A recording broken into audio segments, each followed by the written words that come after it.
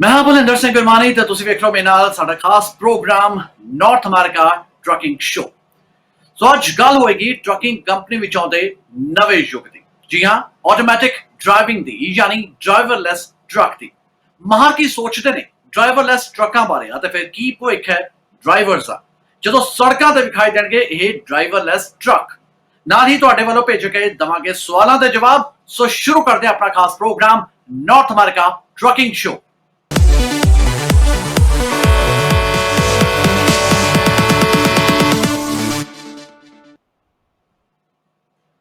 सो हर बार की तरह इस बार भी मेरे नाल मौजूद ने मेरा साथ देने लिए सरदार रजिंदर सिंह टांडा साहब जो कि ग्लोबल ट्रक परमिट से ओनर ने। इस तो इलावा ट्रक परमिट की लोड़ हो या फिर ट्रक लाइसेंस प्लेट सी कंप्लायंस सर्विसेज विच पिछले तकरीबन 15 सालों तो पंजाबी भरावां दी लगातार सेवा कर रहे हैं सरदार रजिंदर सिंह टांडा साहब। टांडा साहब बहुत बहुत स्वागत एक बार फिर नॉर्थ अमेरिका ट्रकिंग शो विच। सिंह जी ਤੁਹਾਡਾ और ਤੁਹਾਡੀ ਸਾਰੀ ਟੀਮ ਦਾ ਮੈਂ ਤਹਿ ਦਿਲੋਂ ਸ਼ੁਕਰਗੁਜ਼ਾਰ ਹਾਂ। ਤੁਹਾਡੇ ਸੁਣਨ ਵਾਲੇ ਔਰ ਦੇਖਣ ਵਾਲੇ ਸਾਰੇ ਦਰਸ਼ਕਾਂ ਨੂੰ ਔਰ ਤੁਹਾਡੀ ਸਾਰੀ ਟੀਮ ਨੂੰ ਮੇਰੇ ਵੱਲੋਂ ਯਾਨੀ ਰਜਿੰਦਰ ਸਿੰਘ ਟਾਂਡਾ ਵੱਲੋਂ ਪਿਆਰ ਭਰੀ ਸਤਿ ਸ੍ਰੀ ਅਕਾਲ। सत श्री अकाल जी। और हमेशा हर बार की तरह इस बार असी एक नवे टॉपिक के नाल हाजिर होए अपने दर्शकों के रूबरू होए और पिछले कुछ एपीसोड्स विच असी टैक्स की गल की है, असी ऑडिट्स की गल की, असी नाल ही अपने पिछले शो की गल करें तो पिछले शो में असी दर्शकों को दस चुके हैं कि किस तरह हादसों तो बचा जा सकता है, किस तरह हादसों को रोकया जा सकता है, हादसे तो बाद दी परिस्थितियां की होंदियां ने। पर अज जो असी टॉपिक चूज किया वो है नवी तकनीक की, क्योंकि समा लगातार बदल रहा है, जमाना भी बदल रहा है, दुनिया में नवे नवे तजर्बे ਜਿਹੜੇ ਸਾਇੰਸਦਾਨ ਹੈ ਉਹ ਕਰਦੇ ਨਜ਼ਰ ਆ ਰਹੇ ਨੇ। ਇਸ ਵਿੱਚ ਸ਼ਾਮਲ ਨੇ ਉਹ ਟਰੱਕ ਜੋ ਬਿਨਾਂ ਡਰਾਈਵਰ ਦੇ ਵੀ ਸੜਕਾਂ ਤੇ ਦੌੜਦੇ ਨੇ ਯਾਨੀ ਡਰਾਈਵਰਲੈਸ ਟਰੱਕ। ਆਖਰ ਕੀ ਜ਼ਰੂਰਤ ਹੈ ਸਾਨੂੰ ਅੱਜ ਦੇ ਇਸ ਯੁੱਗ ਵਿੱਚ ਡਰਾਈਵਰਲੈਸ ਟਰੱਕ ਦੀ? ਭੁਲਿੰਦਰ ਸਿੰਘ ਜੀ ਦੇਖੋ ਇਸ ਤਰ੍ਹਾਂ ਕਿ ਯੁੱਗ ਬੜੀ ਤੇਜ਼ੀ ਨਾਲ ਵਧ ਰਿਹਾ। ਅੱਜ ਤੋਂ 25 ਸਾਲ ਪਹਿਲਾਂ ਜਿਸ ਟੈਕਨੋਲੋਜੀ ਨੂੰ ਅਸੀਂ ਕਦੀ ਸੋਚ ਵੀ ਨਹੀਂ ਸਕਦੇ ਸੀ ਕਿਸੇ ਵੀ ਚਾਹੇ ਉਹ ਫੀਲਡ ਦੇ ਵਿੱਚ ਹੋਵੇ। ਜੇਕਰ ਅਸੀਂ ਪਿਛਲੇ 25 ਸਾਲ ਦੀ ਗੱਲ ਕਰੀਏ ਤੇ ਇੱਕ ਵੱਡਾ ਯੁੱਗ ਜਿਹੜਾ ਆ ਪਿਛਲੇ 25-30 ਸਾਲ ਦੇ ਵਿੱਚ ਹੀ ਕੋਈ ਪਿਛਲੇ 100-200 ਸਾਲ ਦੀ ਤਰੱਕੀ ਜਿਹੜੀ ਆ ਉਹ ਸਾਡੇ ਸਾਹਮਣੇ ਆਉਂਦੀ ਹੈ ਕਿਸੇ ਵੀ ਫੀਲਡ ਵਿੱਚ ਲੈ ਲਈਏ। ਅਸੀਂ ਤਵਿਆਂ ਵਾਲੇ ਗਾਣੇ ਜਿਹੜੇ ਆ ਉਹ 85 ਔਰ 90s ਦੇ ਵਿੱਚ ਸੁਣਦੇ ਰਹੇ। ਉਸ ਤੋਂ ਬਾਅਦ ਕਿੰਨਾ ਕੁਝ ਨਵਾਂ ਆ ਕੇ ਉਸ ਤੋਂ ਬਾਅਦ ਟੇਪਾਂ ਆਈਆਂ, ਟੇਪਾਂ ਦਾ 5-10 ਸਾਲ ਦਾ ਯੁੱਗ ਜਿਹੜਾ ਇੱਕਦਮ ਖਤਮ ਹੋਇਆ। ਸੀਡੀਜ਼ ਆ ਗਈਆਂ, ਸੀਡੀਜ਼ ਹੁਣ ਆਲਮੋਸਟ ਖਤਮ ਹੋ ਗਈਆਂ, USB ਆ ਗਈਆਂ, USB ਵੀ ਖਤਮ ਹੋ ਗਈਆਂ। ਹੁਣ ਬਸ ਸਿੱਧਾ YouTube ਔਰ Facebook ਬਿਲਕੁਲ ਇੰਟਾਇਰਲੀ। ਅੱਜ ਅਗਰ ਅਸੀਂ ਖੜ ਕੇ ਪਿੱਛੇ 30-40 ਸਾਲ ਪਿੱਛੇ ਝਾਤ ਮਾਰੀਏ ਤਾਂ ਕਈ ਯੁੱਗ ਜਿਹੜੇ ਆ ਉਹ 25-30 ਸਾਲ ਦੇ ਵਿੱਚ ਪਲਟਾ ਮਾਰ ਚੁੱਕੇ ਆ। ਇਸੇ ਤਰ੍ਹਾਂ ਹੀ ਹਰ ਇੰਡਸਟਰੀ ਜਿਹੜੀ ਹੈ ਉਹ ਬੜੀ ਤੇਜ਼ੀ ਦੇ ਨਾਲ ਵੱਧ ਰਹੀ ਹੈ। ਜਿਹੜਾ ਕੰਪਿਊਟਰ ਸਿਸਟਮ ਹੈਗਾ ਜਿਹੜਾ ਤੁਹਾਡੀ ਖਾਸ ਕਰਕੇ ਜਿਹੜੀ ਗਲੋਬਲਾਈਜੇਸ਼ਨ ਹੈਗੀ ਆ ਇਹਨੇ ਹਰ ਇੰਡਸਟਰੀ ਨੂੰ ਆਪਣੀ ਮਾਰ ਦੇ ਹੇਠ ਲੈ ਕੇ ਆਂਦਾ। ਰੈਗੂਲਰ ਜਿਹੜੀ ਸਾਡੀ ਸ਼ਾਪਿੰਗ ਸੀਗੀ, ਵਿੰਡੋ ਸ਼ਾਪਿੰਗ ਸੀ ਕਰਦੇ, ਸਟੋਰ ਸ਼ਾਪਿੰਗ ਸੀ, ਉਹ ਕਿੰਨੀ ਤੇਜ਼ੀ ਦੇ ਨਾਲ ਆਨਲਾਈਨ ਸ਼ਾਪਿੰਗ ਵਾਲੇ ਪਾਸੇ ਵੱਧ ਗਈ ਆ। ਐਮਾਜ਼ੋਨ ਵਰਗੀਆਂ ਕੰਪਨੀਆਂ ਉਹ ਕਹਿ ਲਓ ਕਿ ਓਵਰਨਾਈਟ ਜਿਹੜੀਆਂ ਵਰਲਡ ਦੀਆਂ ਨੰਬਰ 1 ਕੰਪਨੀਆਂ ਬਣ ਚੁੱਕੀਆਂ। ਬਿਲਕੁਲ। ਸੋ ਜੇਕਰ ਉਹਦੇ ਤਹਿਤ ਅਸੀਂ ਦੇਖਦੇ ਹਾਂ ਤੇ ਟਰਕਿੰਗ ਇੰਡਸਟਰੀ ਵਿੱਚ ਵੀ ਜਿਹੜੀਆਂ ਚੇਂਜਸ ਆਉਣੀਆਂ ਆ ਉਹ ਬੜੀਆਂ ਲਾਜ਼ਮੀ ਆ। ਕੁਦਰਤ ਜਿਹੜੀ ਚੇਂਜ ਹੈ ਕੁਦਰਤ ਦਾ ਨਿਜ਼ਮ ਆ, ਇਹਨੂੰ ਕੋਈ ਵੀ ਬੰਦਾ ਰੋਕ ਨਹੀਂ ਸਕਦਾ। ਜਦੋਂ ਆਪਾਂ ਗੱਲ ਡਰਾਈਵਰਲੈਸ ਟਰੱਕ ਦੀ ਗੱਲ ਕਰਦੇ ਹਾਂ ਤੇ ਇਸ ਗੱਲ ਵਿੱਚ ਕੋਈ ਦੋ ਰਾਵਾਂ ਨਹੀਂ ਕਿ ਟਰਕਿੰਗ ਇੰਡਸਟਰੀ ਚਾਹੇ ਉਹ ਕੈਨੇਡਾ ਹੋਵੇ ਚਾਹੇ ਅਮਰੀਕਾ ਹੈ ਉਹ ਹਮੇਸ਼ਾ ਤੋਂ ਹੀ ਡਰਾਈਵਰ ਦੀ ਕਮੀ ਦੇ ਨਾਲ ਜੂਝਦੀ ਹੈ। ਡਰਾਈਵਰ ਜਿਹੜਾ ਹੈ ਕਿਉਂਕਿ ਇੱਕ ਤਾਂ ਇਹ ਜੌਬ ਔਖੀ ਹੋਣ ਕਾਰਨ ਓਵਰਨਾਈਟ ਤੁਹਾਨੂੰ ਬਾਹਰ ਰਹਿਣਾ ਪੈਂਦਾ, ਕਈ ਦਿਨ ਘਰੋਂ ਤੁਹਾਨੂੰ ਬਾਹਰ ਰਹਿਣਾ ਪੈਂਦਾ। ਜਦੋਂ ਇੱਕ ਵਾਰੀ ਤੁਸੀਂ ਘਰੋਂ ਨਿਕਲਦੇ ਹੋ ਤਾਂ ਅਮਰੀਕਾ ਔਰ ਕੈਨੇਡਾ ਬਹੁਤ ਲੰਬੀਆਂ ਦੋਨੇ ਬੜੇ ਲੰਬੇ ਕੰਟਰੀ ਹੋਣ ਕਾਰਨ 32-3300 ਮੀਲ ਜਿਹੜਾ ਕਿ ਕਿਲੋਮੀਟਰਾਂ ਦੇ ਲਗਭਗ 5000 ਕਿਲੋਮੀਟਰ ਬਣ ਜਾਂਦਾ ਇੱਕ ਸਾਈਡ ਨੂੰ ਤੇ ਵਾਪਸ ਆਉਂਦੇ ਆ ਕੋਈ 6-7,000 ਮੀਲ ਬਣ ਜਾਂਦੇ ਆ। ਕਰੀਬ ਕੋਈ 10-12 ਹਜ਼ਾਰ ਦਾ ਟ੍ਰਿਪ ਕਿਲੋਮੀਟਰ ਦਾ ਬੰਦਾ ਆਉਣ ਜਾਣ ਦੇ ਵਿੱਚ। ਜਦੋਂ ਕੈਨੇਡੀਅਨ ਲੋਕ ਖਾਸ ਕਰਕੇ ਟ੍ਰਾਇੰਗਲ ਲੈ ਕੇ ਆਉਂਦੇ ਇੱਧਰੋਂ ਫਲੋਰੀਡਾ ਨੂੰ ਟੋਰਾਂਟੋ ਤੋਂ, ਉਸ ਤੋਂ ਕੈਲੀਫੋਰਨੀਆ ਹੁੰਦੇ ਵਾਪਸ ਟੋਰਾਂਟੋ ਪਹੁੰਚਦੇ ਆ ਤੇ 16 ਤੋਂ ਲੈ ਕੇ 18 ਦਿਨ ਦਾ ਟ੍ਰਿਪ ਬਣ ਜਾਂਦਾ। ਸੋ ਜੀ ਹਰ ਇੱਕ ਆਦਮੀ ਜਿਹੜਾ ਹੈ ਉਹ ਇਸ ਇੰਡਸਟਰੀ ਦੇ ਵਿੱਚ ਨਹੀਂ ਆ ਸਕਦਾ, ਉਹਨਾਂ ਦੀਆਂ ਆਪਣੀਆਂ ਲਿਮਿਟੇਸ਼ਨਸ ਹੁੰਦੀਆਂ ਆ।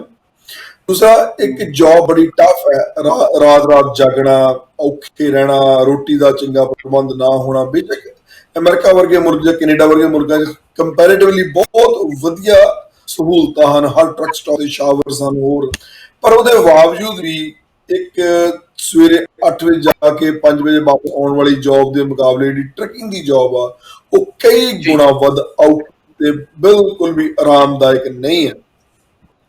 ਸੋ ਇਸ ਕਰਕੇ ਇੰਡਸਟਰੀ ਜਿਹੜੀ ਹੈ ਹਮੇਸ਼ਾ ਤੋਂ ਹੀ ਡਰਾਈਵਰ ਦੀ ਜਿਹੜੀ ਮਾਰ ਆ ਉਹਨੂੰ ਚੱਲ ਰਹੀ ਹੈ। ਡਰਾਈਵਰ ਹਮੇਸ਼ਾ ਹੀ ਮਿਲਣੇ ਮੁਸ਼ਕਲ ਹੈ। ਇਸ ਕਾਰਨ ਜਿਹੜੀ ਇੰਡਸਟਰੀ ਹੈ ਇਹਦੇ ਵਿੱਚ ਕੋਈ ਸ਼ੱਕ ਨਹੀਂ ਕਿ ਉਹਨੂੰ ਡਰਾਈਵਰਲੈਸ ਟਰੱਕ ਦੀ ਜ਼ਰੂਰਤ ਹੈ। ਉਹ ਕਿੰਨਾ ਕਾਰਗਰ ਸਿੱਧ ਹੁੰਦਾ ਹੈ, ਉਹ ਕਿੰਨੀ ਪੋਸੀਬਿਲਿਟੀ ਹੈ, ਉਹਦੇ ਬਾਰੇ ਅਸੀਂ ਸਾਰੀ ਗੱਲਬਾਤ ਵਿੱਚ ਗੱਲ ਕਰਾਂਗੇ। ਪਰ ਇਹਦੇ ਵਿੱਚ ਕੋਈ ਸ਼ੱਕ ਨਹੀਂ ਕਿ ਡਰਾਈਵਰਲੈਸ, ਜੇਕਰ ਮੈਂ ਬਾਕੀਆਂ ਸਾਰੇ ਜਿਹੜੇ ਫੈਕਟਰਸ ਹੈਗੇ ਜਿਨ੍ਹਾਂ ਨੂੰ ਅਸੀਂ ਅੱਗੇ ਜਾ ਕੇ ਡਿਸਕਸ ਕਰਨਾ ਆ, ਅਸੀਂ ਜੇ ਉਹਨਾਂ ਨੂੰ ਬਾਹਰ ਰੱਖ ਲਈਏ ਤਾਂ ਜੇਕਰ ਅਸੀਂ ਜ਼ਰੂਰਤ ਦੀ ਗੱਲ ਹੀ ਸਿਰਫ ਕਰੀਏ ਅੱਜ, ਤਾਂ ਇਸ ਵਿੱਚ ਕੋਈ ਦੋ ਰਾਮਾ ਨਹੀਂ ਕਿ ਟਰੱਕਿੰਗ ਇੰਡਸਟਰੀ ਵਿੱਚ ਇੱਕ ਨਵਾਂ ਐਰਾ ਹੋਏਗਾ, ਇੱਕ ਨਵਾਂ ਯੁੱਗ ਵਿੱਚ ਟਰੱਕਿੰਗ ਇੰਡਸਟਰੀ ਪ੍ਰਵੇਸ਼ ਕਰੇਗੀ। ਇਹਦੇ ਨੁਕਸਾਨ ਫਾਇਦੇ ਕੀ ਉਹਦੀ ਬਾਅਦ ਦੀ ਗੱਲ ਹੈ, ਪਰ ਹਾਂ ਟਰੱਕਿੰਗ ਇੰਡਸਟਰੀ ਨੂੰ ਕੋਈ ਸ਼ੱਕ ਨਹੀਂ ਕਿ ਡਰਾਈਵਰਲੈਸ ਟਰੱਕਾਂ ਦੀ ਬਕਾਇਦਾ ਤੌਰ ਤੇ ਜ਼ਰੂਰਤ ਹੈ, ਕਿਉਂਕਿ ਟਰੱਕਿੰਗ ਇੰਡਸਟਰੀ ਜਿਹੜੀ ਹੈ ਉਹ ਬਹੁਤ ਬੁਰੀ ਤਰ੍ਹਾਂ ਡਰਾਈਵਰਾਂ ਦੀ ਕਮੀ ਦੇ ਨਾਲ ਯੂਜ਼ ਰਹੀ ਹੈ। ਬਿਲਕੁਲ ਠੀਕ ਗੱਲ ਹੈ, ਤੁਸੀਂ ਕਹਿ ਰਹੇ ਹੋ ਕਿ ਇਸਦੀ ਜਿਹੜੀ ਕਮੀ ਹੈਗੀ ਆ ਔਰ ਪੂਰੀ ਵੀ ਕਰਨਗੇ ਜਿਹੜੇ ਡਰਾਈਵਰਲੈਸ ਟਰੱਕ ਨੇ।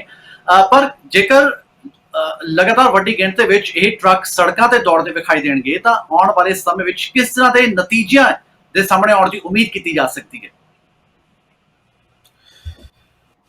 ਭੁਪਿੰਦਰ ਜੀ ਦੇਖੋ ਕੀ ਪ੍ਰੋਬਲਮ ਹੈ। ਇੱਕ ਤਾਂ ਦੇਖੋ ਜਿੱਥੇ ਤੱਕ ਸਵਾਲ ਹੈਗਾ ਟਰੱਕਿੰਗ ਇੰਡਸਟਰੀ ਵਿੱਚ ਡਰਾਈਵਰਸ ਦੇ ਕਮੀ ਦਾ, ਹਮੇਸ਼ਾ ਹੀ ਡਰਾਈਵਰ ਦੀ ਜਿਹੜੀ ਸ਼ਾਰਟੇਜ ਹੈਗੀ ਆ ਉਹ ਅਸੀਂ ਇੰਡਸਟਰੀ ਵਿੱਚ ਇਸ ਇੰਡਸਟਰੀ ਯੂਜ਼ ਦੀ ਰਹਿੰਦੀ ਹੈ। ਉਹਦੇ ਨਾਲ ਜਿਹੜੀ ਹੁਣ ਮੈਂ ਸਮਝਦਾ ਕਿ ਪਿਛਲੇ ਕੁਝ ਸਮੇਂ ਤੋਂ, ਖਾਸ ਕਰਕੇ ਪਿਛਲੇ 8-10 ਸਾਲ ਤੋਂ ਜਿਹੜੀ ਟਰੱਕਾਂ ਦੇ ਵਿੱਚ ਜਿਹੜਾ ਐਕਸੀਡੈਂਟ ਹੈਗਾ ਉਹ ਬਹੁਤ ਬੁਰੀ ਤਰ੍ਹਾਂ ਵਧਿਆ। ਖਾਸ ਕਰਕੇ ਸੋਸ਼ਲ ਮੀਡੀਆ ਜਿਹੜਾ ਉਹ ਆਮ ਹੋ ਗਿਆ, ਸਮਾਰਟਫੋਨ ਆਏ ਆ, ਸਮਾਰਟਫੋਨ ਔਰ ਜਿਹੜਾ ਹੈਗਾ ਸਪੀਡ ਵੀ ਅੱਗੇ ਨਾਲੋਂ ਕਾਫੀ ਵੱਧ ਗਈ ਹੈ। ਟਰੱਕ ਜਿਹੜੇ ਆ ਉਹ ਬੜੇ ਆਰਾਮਦਾਇਕ ਹੋ ਚੁੱਕੇ ਆ, ਖਾਸ ਕਰਕੇ ਜਿਹੜੇ ਆਟੋਮੈਟਿਕ ਟਰੱਕ ਆ ਉਹਨਾਂ ਨੇ ਬੜਾ ਆਰਾਮਦਾਇਕ ਲੋਕਾਂ ਨੂੰ ਕਰਤਾ। ਔਰ ਜਦੋਂ ਦੇ ਲੋਕ ਆਰਾਮਦਾਇਕ ਹੋਏ ਆ ਉਦੋਂ ਤੋਂ ਇੰਡਸਟਰੀ ਵਿੱਚ ਜਿਹੜਾ ਐਕਸੀਡੈਂਟ ਦਾ ਰੇਸ਼ੋ ਆ ਉਹ ਬਹੁਤ ਬੁਰੀ ਤਰ੍ਹਾਂ ਵਧੀ ਆ ਔਰ ਇਹਦੇ ਬੜੇ ਵੱਡੇ ਨੁਕਸਾਨ ਹੋਏ। ਜਿਵੇਂ ਕਿ ਅਸੀਂ ਪਹਿਲੀਆਂ ਐਪੀਸੋਡ ਦੇ ਵਿੱਚ ਵੀ ਕਈ ਵਾਰੀ ਗੱਲ ਕੀਤੀ ਹੈ ਕਿ ਪਿਛਲੇ, ਜੇਕਰ ਮੈਂ 2 ਮਹੀਨੇ ਦੀ ਗੱਲ ਕਰਾਂ ਤੇ ਪੰਜਾਬੀ ਇੰਡਸਟਰੀ ਵਿੱਚ ਏਡੇ ਵੱਡੇ ਐਕਸੀਡੈਂਟ ਹੋਏ ਆ, ਇੰਨੀਆਂ ਕੁ ਮੌਤਾਂ ਹੋਈਆਂ ਕਿ ਇਮੇਜਿਨ ਕਰਨਾ ਔਖਾ ਹੋ ਜਾਂਦਾ, ਜਿਹੜੀਆਂ ਕਿ ਪਿਛਲੇ ਸਮੇਂ ਵਿੱਚ ਇਹ ਨਹੀਂ ਸੀ ਹੁੰਦੀਆਂ। ਸੋ ਇੰਡਸਟਰੀ ਦੇ ਵਿੱਚ ਇੱਕ ਐਕਸੀਡੈਂਟ ਬਹੁਤ ਲਗਾਤਾਰ ਹੋਣ ਕਰਕੇ ਮੈਨੂੰ ਜਿਹੜਾ ਪਹਿਲਾ ਇੱਕ ਬੈਨੀਫਿਟ ਇਹਦਾ ਲੱਗਦਾ ਹੈ ਕਿ ਟਰੱਕਿੰਗ ਇੰਡਸਟਰੀ ਵਿੱਚ ਡਰਾਈਵਰਲੈਸ ਟਰੱਕ ਆਉਣ ਦੇ ਨਾਲ ਆਟੋਮੇਸ਼ਨ ਜਿਹੜੀ ਹੈ ਉਹ ਕਿਸੇ ਹੱਦ ਤੱਕ ਐਕਸੀਡੈਂਟ ਨੂੰ ਕੰਟਰੋਲ ਕਰੇਗੀ। ਕਿਉਂਕਿ ਜਦੋਂ ਆਦਮੀ ਟਰੱਕ ਚਲਾ ਰਿਹਾ ਤੇ ਹਿਊਮਨ ਐਰਰਸ ਦੇ ਬਹੁਤ ਚਾਂਸ ਵੱਧ ਜਾਂਦੇ। ਜਾਂ ਤਾਂ ਸਰਕਾਰ ਏਡੇ ਵਧੀਆ ਕਾਨੂੰਨ ਬਣਾਵੇ ਕਿ ਜਿਹਦੇ ਵਿੱਚ ਡਰਾਈਵਰ ਜਿਹੜਾ ਆ ਉਹ ਫੋਨ ਨੂੰ ਨਾ ਯੂਜ਼ ਕਰ ਸਕਦਾ ਹੋਵੇ, ਜਾਂ ਉਹ ਹੱਥ ਵਿੱਚ ਆਪਣੇ ਸੋਸ਼ਲ ਮੀਡੀਆ ਜਿਹੜਾ ਉਹਨੂੰ ਯੂਜ਼ ਨਾ ਕਰ ਸਕਦਾ ਹੋਵੇ, ਜਾਂ ਟੈਕਨੋਲੋਜੀ ਐਡੀ ਐਡਵਾਂਸ ਹੋ ਜਾਏ ਕਿ ਡਰਾਈਵਰ ਜਿਹੜਾ ਆ ਸੀਟ ਤੇ ਬੈਠਿਆ ਇਹਨਾਂ ਚੀਜ਼ਾਂ ਤੋਂ ਦੂਰ ਰਹੇ, ਤਾਂ ਜਿਹੜੀ ਆ ਉਹ ਐਕਸੀਡੈਂਟ ਦੀ ਜਿਹੜੀ ਰੇਸ਼ੋ ਆ ਉਹ ਘਟ ਸਕਦੀ ਹੈ। ਅਦਰਵਾਈਜ਼ ਜਿਸ ਤਰ੍ਹਾਂ ਇਸ ਵੇਲੇ ਚੱਲ ਰਿਹਾ ਹਾਲਾਤ, ਮੈਨੂੰ ਲੱਗਦਾ ਕਿ ਇਸ ਜਿਹੜੀ ਸਿਚੁਏਸ਼ਨ ਆ ਇਹ ਵੱਧ ਤੋਂ ਬੱਤਰ ਵਾਲੇ ਪਾਸੇ ਜਾਏਗੀ ਅਗਰ ਡਰਾਈਵਰਲੈਸ ਟਰੱਕ ਨਹੀਂ ਆਉਂਦੇ। ਇਹ ਨੁਕਸਾਨ ਕੀ ਹੈ ਉਹ ਆਪਾਂ ਬਾਅਦ ਦੀ ਗੱਲ ਕਰਾਂਗੇ, ਪਰ ਫਾਇਦੇ ਦੀ ਮੈਂ ਗੱਲ ਅਗਰ ਕਰਾਂ ਤੇ ਐਕਸੀਡੈਂਟ ਵਿੱਚ ਤਾਂ ਇੱਕ ਕਮੀ ਜਿਹੜੀ ਡਰਾਈਵਰ ਦੀ ਆ ਇਸ ਇੰਡਸਟਰੀ ਵਿੱਚ, ਉਹ ਕਮੀ ਨੂੰ ਪੂਰਾ ਕੀਤਾ ਜਾ ਸਕਦਾ। ਦੂਸਰਾ ਜਿਹੜਾ ਹੈਗਾ ਕਿ ਐਕਸੀਡੈਂਟ ਜਿਹੜੇ ਆ ਉਹਦੇ ਚਾਂਸ ਸ਼ੁਰੂਆਤੀ ਦੌਰ ਵਿੱਚ ਹੋ ਸਕਦਾ ਬਹੁਤ ਜ਼ਿਆਦਾ ਵਧਣ, ਪਰ ਆਟੋਨੋਮਸ ਜਿਹੜੇ ਟਰੱਕ ਆ ਜਦੋਂ ਫੁੱਲੀ ਡਿਵੈਲਪ ਹੋਣਗੇ ਆਉਣ ਵਾਲੇ ਕਿੰਨੇ ਸਾਲ ਚ ਹੁੰਦੇ ਇੱਕ ਵੱਖਰਾ ਇਹ ਸਵਾਲ ਦਾ ਜਵਾਬ ਜਿਹੜਾ ਅਜੇ ਭਵਿੱਖ ਦੇ ਕਹਿ ਲਓ ਕਿ ਗਰਭ ਦੇ ਵਿੱਚ ਹੈਗਾ। ਪਰ ਇੱਕ ਟਾਈਮ ਤੋਂ ਬਾਅਦ ਜਾ ਕੇ ਹਿਊਮਨ ਐਰਰ ਦੇ ਜਿਹੜੇ ਚਾਂਸਸ ਆ ਉਹ ਹਮੇਸ਼ਾ ਹੀ ਵੱਧ ਹੁੰਦੇ ਆ ਆਟੋਮੈਟਿਕ ਚੀਜ਼ਾਂ ਦੇ ਨਾਲੋਂ, ਜਾਂ ਜਿਹੜੀ ਟੈਕਨੋਲੋਜੀ ਹੈ ਉਹ ਹਮੇਸ਼ਾ ਹੀ ਹਿਊਮਨ ਐਰਰ ਦੇ ਉੱਤੇ ਨਾਲੋਂ ਜਿਹੜੀ ਹੈ ਉਹਦੇ ਚਾਂਸ ਜਿਹੜੇ ਉਹ ਘਟ ਜਾਂਦੇ ਆ। ਸੋ ਠੀਕ ਹੈ। ਪਹਿਲਾ ਜਿਹੜਾ ਬੈਨੀਫਿਟ ਹੈ ਉਹ ਤਾਂ ਮੇਰੇ ਖਿਆਲ ਨਾਲ ਇੰਡਸਟਰੀ ਨੂੰ, ਜਿੱਥੇ ਡਰਾਈਵਰ ਦੀ ਸ਼ਾਰਟੇਜ ਘੱਟ ਹੋਵੇਗੀ ਉਹਦੇ ਨਾਲ ਨਾਲ ਐਕਸੀਡੈਂਟ ਜਿਹੜਾ ਆ, ਜਿਹੜੀਆਂ ਐਕਸੀਡੈਂਟ 'ਚ ਮੌਤਾਂ ਹੋ ਰਹੀਆਂ ਉਹਨਾਂ ਦੇ ਚਾਂਸ ਜਿਹੜੇ ਆ ਉਹ ਬਹੁਤ ਜ਼ਿਆਦਾ ਘਟਣਗੇ। ਸੋ ਇਹ ਇੱਕ ਉਹਦੇ ਮੇਰੇ ਖਿਆਲ ਨਾਲ ਇੱਕ ਇੰਡਸਟਰੀ ਦੇ ਵਿੱਚ ਬੜਾ ਵੱਡਾ ਬੈਨੀਫਿਟ ਹੋਏਗਾ। ਔਰ ਹਾਂ ਹੋਰ ਵੀ ਬੈਨੀਫਿਟ ਹੈਗੇ ਨੇ। ਦੋ ਬੈਨੀਫਿਟ ਤਾਂ ਤੁਸੀਂ ਦੱਸ ਦਿੱਤੇ ਹੈ ਕਿ ਇੱਕ ਤਾਂ ਡਰਾਈਵਰਾਂ ਦੀ ਕਮੀ ਜਿਹੜੀ ਹੈ ਉਹ ਦੂਰ ਹੋਏਗੀ, ਦੂਜਾ ਹਾਦਸਾ ਤੇ ਲਗਾਮ ਲੱਗੇਗੀ। ਹੋਰ ਵੀ ਤੁਹਾਨੂੰ ਲੱਗਦਾ ਹੈ ਕਿ ਕੋਈ ਬੈਨੀਫਿਟ ਮਿਲ ਸਕਦੇ ਨੇ ਇਹ ਦੋ ਬੈਨੀਫਿਟ ਤੋਂ ਛੱਡ ਕੇ? ਹਾਂਜੀ, ਬਿਲਕੁਲ ਬਿਲਕੁਲ। ਇਸ ਤੋਂ ਅਗਲਾ ਜਿਹੜਾ ਬੈਨੀਫਿਟ ਆ ਉਹ ਇਹ ਹੈ ਕਿ ਡਰਾਈਵਰਲੈਸ ਜਿਹੜਾ ਟਰੱਕ ਆ ਉਹਨੇ ਸਮੇਂ ਦਾ ਜਿਹੜਾ ਉਹ ਬੜਾ ਵੱਡਾ ਬੈਨੀਫਿਟ ਕਰਨਾ। ਜਿਹੜਾ ਟਰੱਕ, ਕਿਉਂਕਿ ਜਿਹੜਾ ਆਟੋਮੈਟਿਕ ਟਰੱਕ ਆ ਉਹਦੇ ਵਿੱਚ ਡਰਾਈਵਰ ਨੂੰ ਰੈਸਟ ਪਾਉਣ ਦੀ ਜ਼ਰੂਰਤ ਨਹੀਂ ਹੈ। ਉਹ 'ਚ ਸਿੰਗਲ ਡਰਾਈਵਰ ਜਿਹੜਾ ਆ ਉਹ ਜਿਹੜੀਆਂ ਸਮੇਂ ਦੀਆਂ ਲਿਮਿਟੇਸ਼ਨਸ ਹਨ, ਜਿਵੇਂ 11 ਘੰਟੇ 14 ਘੰਟੇ ਦਾ ਰੂਲ ਹੈ। ਮੇਰੇ ਖਿਆਲ ਨਾਲ ਜਿਹੜੇ ਆਟੋਮੈਟਿਕ ਟਰੱਕ ਆ ਉਹਨਾਂ ਦਾ ਐਸਾ ਕੋਈ ਵੀ ਰੂਲ ਦਾ ਕੋਈ ਸੈਂਸ ਨਹੀਂ ਬਣਦੀ। ਸੋ ਉਹ 24 ਘੰਟੇ ਟਰੱਕ ਜਿਹੜੇ ਆ ਉਹ ਰੋਡ ਤੇ ਰਹਿਣਗੇ। ਜੇਕਰ ਉਹ ਇਲੈਕਟ੍ਰਿਕਲ ਟਰੱਕ ਆ ਤੇ ਫਿਰ ਜੋ ਵੀ ਉਹਦੀ ਬੈਟਰੀ ਦੀ ਲਿਮਿਟੇਸ਼ਨ ਹੋਵੇਗੀ ਜਾਂ ਜੋ ਵੀ ਉਹਦੀ ਪਾਵਰ ਦੀ ਲਿਮਿਟੇਸ਼ਨ ਹੋਵੇਗੀ, ਅਗਰ ਉਹਨੂੰ ਅਸੀਂ ਬਾਹਰ ਕੱਢ ਦਿੰਦੇ ਆ ਤਾਂ ਉਹਦੇ ਲਗਾਤਾਰ ਚੱਲਣ ਦੇ ਚਾਂਸ ਆ, ਜਿਹੜੇ ਕਿ ਡਰਾਈਵਰ ਦੇ ਮਾਮਲੇ 'ਚ ਫਟੀਗ ਕਰਕੇ ਜਾਂ ਡਰਾਈਵਰ ਨੇ ਜਿਹੜੀ ਸਲੀਪ ਲੈਣੀ ਹੁੰਦੀ ਆ, ਐਸਾ ਇਸ਼ੂ ਜਿਹੜਾ ਆ ਟੋਟਲੀ ਇਤੋਂ ਇੰਡੀਪੈਂਡੈਂਟ ਹੋਏਗੀ। ਸੋ ਸਮਾਂ ਜਿਹੜਾ ਆ ਉਹ ਜਿਹੜਾ ਟਰੈਵਲ ਟਾਈਮ ਜਿਹੜਾ ਹੈਗਾ ਆ ਜਾਂ ਲੋਡ ਦੀ ਜਿਹੜੀ ਡਿਲੀਵਰੀ ਹੈ ਉਹ ਕੰਪੈਰੀਟਿਵਲੀ ਇਹਨਾਂ ਦੇ ਨਾਲ ਜਿਹੜੀ ਹੈ ਉਹ ਘਟੇਗੀ। ਸੋ ਇੰਡਸਟਰੀ ਦੇ ਵਿੱਚ ਜਿਹੜੀ ਤੇਜ਼ੀ ਆਉਣ ਦੇ ਚਾਂਸਸ ਜ਼ਿਆਦਾ ਆ, ਇੰਡਸਟਰੀ ਦੀ ਮੂਵਮੈਂਟ ਜਿਹੜੀ ਹੈ ਉਹ ਜ਼ਿਆਦਾ ਫਾਸਟ ਹੋਏਗੀ ਤੇ ਉਹਦੇ ਨਾਲ ਜਿਹੜਾ ਆ ਟਰੱਕਾਂ ਨੂੰ ਜਿਹੜਾ ਇਨ ਦ ਲੌਂਗ ਰਨ, ਛੋਟੇ ਰੂਪ ਵਿੱਚ ਤਾਂ ਬੜੇ ਵੱਡੇ ਨੁਕਸਾਨ ਵੀ ਹੋਣਗੇ ਜਿਹੜੇ ਕਿ ਆਪਾਂ ਹੁਣ ਡਿਸਕਸ ਕਰਾਂਗੇ ਅੱਗੇ, ਪਰ ਮੋਟੇ ਰੂਪ ਦੇ ਵਿੱਚ ਅਗਰ ਅਸੀਂ ਲੌਂਗ ਰਨ ਗੱਲ ਕਰ ਰਹੇ ਹਾਂ, ਜਦੋਂ ਮੈਂ ਇਦਾਂ ਕਹਿ ਲਵਾਂ ਕਿ ਜਦੋਂ ਇੰਡਸਟਰੀ ਐਸਟੈਬਲਿਸ਼ ਹੋ ਜਾਏਗੀ ਪ੍ਰੋਪਰ ਤਰੀਕੇ ਦੇ ਨਾਲ, ਤਾਂ ਫਿਰ ਇਹ ਸਾਰੇ ਬੈਨੀਫਿਟ ਜਿਹੜੇ ਆ ਇਸ ਨੂੰ ਹੋਣਗੇ। ਬਿਲਕੁਲ ਠੀਕ ਹੈ। ਪਰ ਤੁਸੀਂ ਜਿਵੇਂ ਫਾਇਦਿਆਂ ਦੀ ਗੱਲ ਕੀਤੀ ਹੈ, ਜੇਕਰ ਹੁਣ ਅਸੀਂ ਨਾਲ ਦੇ ਨਾਲ ਨੁਕਸਾਨ ਦੀ ਵੀ ਅਸੀਂ ਗੱਲ ਕਰ ਲਈਏ, ਤੁਹਾਨੂੰ ਲੱਗਦਾ ਹੈ ਕਿ ਜੇਕਰ ਸੜਕਾਂ ਤੇ ਰੋਬੋਟਿਕ ਜਿਹੜੇ ਟਰੱਕਸ ਆਣਗੇ ਤਾਂ ਇਹ ਫਾਇਦੇ ਦਾ ਸੌਦਾ ਹੋਏਗਾ, ਕਿਉਂਕਿ ਲਗਾਤਾਰ ਦਿਨ ਬ ਦਿਨ ਟ੍ਰੈਫਿਕ ਵਿੱਚ ਵੀ ਇਜ਼ਾਫਾ ਹੁੰਦਾ ਜਾ ਰਿਹਾ ਹੈ ਔਰ ਹਾਲੇ ਤੱਕ ਕਾਰਸ ਤੇ ਵੀ ਪੂਰੀ ਤਰ੍ਹਾਂ ਨਾਲ ਇਹ ਅਸੀਂ ਐਕਸਪੈਰੀਮੈਂਟ ਨਹੀਂ ਕਰ ਪਾ ਰਹੇ ਹਾਂ। ਟੈਸਲਾ ਕੰਪਨੀ ਨੇ ਜ਼ਰੂਰ ਕੁਝ ਆਟੋਮੈਟਿਕ ਕਾਰਸ ਨੂੰ ਕੱਢਿਆ ਹੈਗਾ, ਪਰ ਹਾਲੇ ਵੀ ਉਸ ਤੇ ਸਾਇੰਸਦਾਨ ਆਪਣੀ ਜਦੋਜਹਿਦ ਕਰ ਰਹੇ ਨੇ ਕਿ ਕੀ ਉਸ ਨੂੰ ਅਸੀਂ ਸੜਕਾਂ ਤੇ ਫੁੱਲ ਫਲੈਸ਼ ਤਰੀਕੇ ਨਾਲ ਉਤਾਰ ਸਕਦੇ ਹਾਂ, ਕਿਉਂਕਿ ਲਗਾਤਾਰ ਜੇਕਰ ਅਸੀਂ ਆਟੋਮੈਟਿਕ ਕਾਰਸ ਦੀ ਗੱਲ ਕਰੀਏ ਤਾਂ ਵੀ ਡਰਾਈਵਰ ਦੀ ਮੌਜੂਦਗੀ ਬੇहद ਜ਼ਰੂਰੀ ਹੁੰਦੀ ਹੈ ਉਸ ਕਾਰ ਵਿੱਚ। ਸੋ ਜੇਕਰ ਹੁਣ ਨੁਕਸਾਨ ਵੱਲ ਜਾਈਏ ਤਾਂ ਤੁਹਾਨੂੰ ਕੀ ਲੱਗਦਾ ਹੋਰ ਕਿਹੜੇ ਨੁਕਸਾਨ ਹੋ ਸਕਦੇ ਨੇ? ਦੇਖੋ, ਸਭ ਤੋਂ ਜਿਹੜਾ ਵੱਡਾ ਨੁਕਸਾਨ ਆ, ਜਿਹੜੇ ਮੈਂ ਫਾਇਦੇ ਗਿਣਾਏ ਆ, ਜੇਕਰ ਉਹਨਾਂ ਦੇ ਮੁਕਾਬਲੇ ਅਸੀਂ ਗੱਲ ਕਰੀਏ ਤਾਂ ਇੱਕ ਸਭ ਤੋਂ ਜਿਹੜਾ ਵੱਡਾ ਨੁਕਸਾਨ ਆ ਉਹ ਹੈ ਬੇਰੁਜ਼ਗਾਰੀ। ਬੇਸ਼ੱਕ ਡਰਾਈਵਰਲੈਸ ਜਿਹੜੇ ਟਰੱਕ ਆ ਉਹ ਇੰਡਸਟਰੀ ਦੀ ਕਮੀ ਨੂੰ ਤਾਂ ਪੂਰਾ ਕਰਨਗੇ, ਪਰ ਦੂਜੇ ਪਾਸੇ ਉਹ ਇੱਕ ਬੜਾ ਵੱਡਾ ਲਾਸ ਜਿਹੜਾ ਉਹ ਹੋਏਗਾ ਬੇਰੁਜ਼ਗਾਰੀ, ਕਿਉਂਕਿ ਇਸ ਵਕਤ ਜੋ ਮਿਲੀਅਨਸ ਦੇ ਵਿੱਚ ਜਿਹੜਾ ਹੈਗਾ ਉਹ ਡਰਾਈਵਰ ਹਾਇਰ ਹੋ ਚੁੱਕੇ ਹਨ, ਜਾਂ ਮਿਲੀਅਨ ਦੇ ਵਿੱਚ ਡਰਾਈਵਰ ਜਿਹੜੇ ਆ, ਮੈਂ ਅਗਰ ਓਨਰ ਆਪਰੇਟਰਾਂ ਦੀ ਗੱਲ ਕਰਾਂ, ਸਿਰਫ ਜਿਹੜੇ ਉਹ ਲੋਕ ਜਿਹੜੇ ਇੱਕ ਟਰੱਕ ਆਪਣਾ ਆਪ ਚਲਾਉਂਦੇ ਆ, ਕੱਲੇ ਅਮਰੀਕਾ ਦੇ ਵਿੱਚ 1.2 ਮਿਲੀਅਨ ਦੇ ਕਰੀਬ ਜਿਹੜੇ ਆ ਉਹ ਕੱਲੇ ਡਰਾਈਵਰ ਹਨ, ਜਿਵੇਂ ਕਿ 12 ਲੱਖ ਦੇ ਕਰੀਬ। ਇਸ ਤੋਂ ਇਲਾਵਾ ਜਿਹੜੇ ਕੰਪਨੀ ਦੇ ਡਰਾਈਵਰ ਹਨ ਜਾਂ ਜਿਹੜੇ ਵੱਡੀਆਂ ਕੰਪਨੀਆਂ ਜਿਵੇਂ ਕਿ ਸਵਿਫਟ ਹੈ, ਸੀਆਰ ਇੰਗਲੈਂਡ ਹੈ, ਨਾਈਟ ਹੈ, ਜਾਂ ਹੋਰ ਜਿਹੜੀਆਂ ਵੱਡੀਆਂ ਕੰਪਨੀਆਂ, ਇੱਕ ਕੰਪਨੀ ਦੇ ਕੋਲ ਕੋਈ 10-10, 20-20, 50 ਹਜ਼ਾਰ ਡਰਾਈਵਰ ਜਿਹੜੇ ਆ ਉਹ ਹਾਇਰਡ ਹਨ। ਸੋ ਤੁਸੀਂ ਇਮੇਜਿਨ ਕਰਨਾ ਵੀ ਪਰ ਜਦੋਂ ਅਸੀਂ ਇਹਦੇ ਬੈਨੀਫਿਟ ਦੇਖਦੇ ਆ ਤੇ ਜੇਕਰ ਅਸੀਂ ਇਹਦੇ ਨੁਕਸਾਨ ਦੀ ਗੱਲ ਕਰੀਏ ਤਾਂ ਕਿਆਸ ਕਰਕੇ ਬੰਦੇ ਦਾ ਮਨ ਜਿਹੜਾ ਆ ਉਹ ਕੰਬਣ ਲੱਗ ਜਾਂਦਾ ਕਿ ਤੁਸੀਂ ਇਹਦੇ ਨੁਕਸਾਨ ਬਾਰੇ ਸੋਚ ਵੀ ਨਹੀਂ ਸਕਦੇ ਕਿ ਕਿੰਨਾ ਵੱਡਾ ਨੁਕਸਾਨ ਹੋਏਗਾ। ਕਿ ਆਉਣ ਵਾਲੇ ਸਮੇਂ ਦੇ ਵਿੱਚ 10-20 ਸਾਲਾਂ ਦੇ ਵਿੱਚ ਜੇਕਰ ਇਹ ਟੈਕਨੋਲੋਜੀ ਜਿਹੜੀ ਹੈ ਉਹ ਸਕਸੈਸਫੁਲ ਹੋ ਜਾਂਦੀ ਹੈ ਤਾਂ ਤੁਸੀਂ ਇਮੇਜਿਨ ਕਰਕੇ ਦੇਖੋ ਕਿ ਓਵਰਨਾਈਟ ਲੱਖਾਂ ਨਹੀਂ ਬਲਕਿ ਕਰੋੜ ਦੇ ਕਰੀਬ ਜਿਹੜੇ ਡਰਾਈਵਰ ਆ ਉਹ ਘਰ ਬੈਠ ਜਾਣਗੇ ਔਰ ਉਹਨਾਂ ਦੀ ਰੋਟੀ ਦਾ ਪ੍ਰਬੰਧ, ਉਹਨਾਂ ਲੋਕਾਂ ਦੇ ਜਿਹੜਾ ਆਰਥਿਕ ਪੱਧਰ ਹੈ ਘਰਾਂ ਦਾ, ਉਹਨਾਂ ਦੇ ਪਰਿਵਾਰ ਜਿਹੜੇ ਉਹਨਾਂ ਦੇ ਉੱਤੇ ਡਿਪੈਂਡੈਂਟ ਹੈਗੇ, ਉਹਨਾਂ ਦੀਆਂ ਜਿਹੜੀਆਂ ਫੈਮਲੀਜ਼ ਆ, ਉਹਨਾਂ ਦੇ ਬੱਚੇ ਜਿਹੜੇ ਹੈਗੇ ਆ ਜਿਨ੍ਹਾਂ ਨੇ ਇਸ ਇੰਡਸਟਰੀ ਤੋਂ ਰੋਟੀ ਖਾਣੀ ਸੀ, ਉਹਨਾਂ ਲਈ ਇੱਕ ਬਹੁਤ ਵੱਡਾ ਇੱਕ ਅਹਿਮ ਸਵਾਲ ਬਣ ਜਾਂਦਾ ਕਿ ਉਹ ਕਿਵੇਂ ਕਰਨਗੇ, ਗਵਰਨਮੈਂਟ ਇਸ ਚੀਜ਼ ਨੂੰ ਕਿਵੇਂ, ਰੂਲ ਐਂਡ ਰੈਗੂਲੇਸ਼ਨ ਜਿਹੜੇ ਆ ਉਹ ਕਿਵੇਂ ਇਸ ਚੀਜ਼ ਨੂੰ ਹੈਂਡਲ ਕਰਨਗੇ। ਇੰਨੇ ਲੋਕਾਂ ਦੇ ਜਿਹੜੇ ਬੇਰੁਜ਼ਗਾਰ ਹੋਣਾ ਆ ਉਹਨਾਂ ਦੇ ਰੁਜ਼ਗਾਰ ਦੇ ਸਾਧਨ ਕੀ ਬਣਨਗੇ, ਕੀ ਡਰਾਈਵਰਲੈਸ ਟਰੱਕ ਆਉਣ ਦੇ ਨਾਲ ਕੀ ਕੋਈ ਹੋਰ ਤਰ੍ਹਾਂ ਦੇ ਰੁਜ਼ਗਾਰ ਦੇ ਸਾਧਨ ਨਿਕਲਣਗੇ?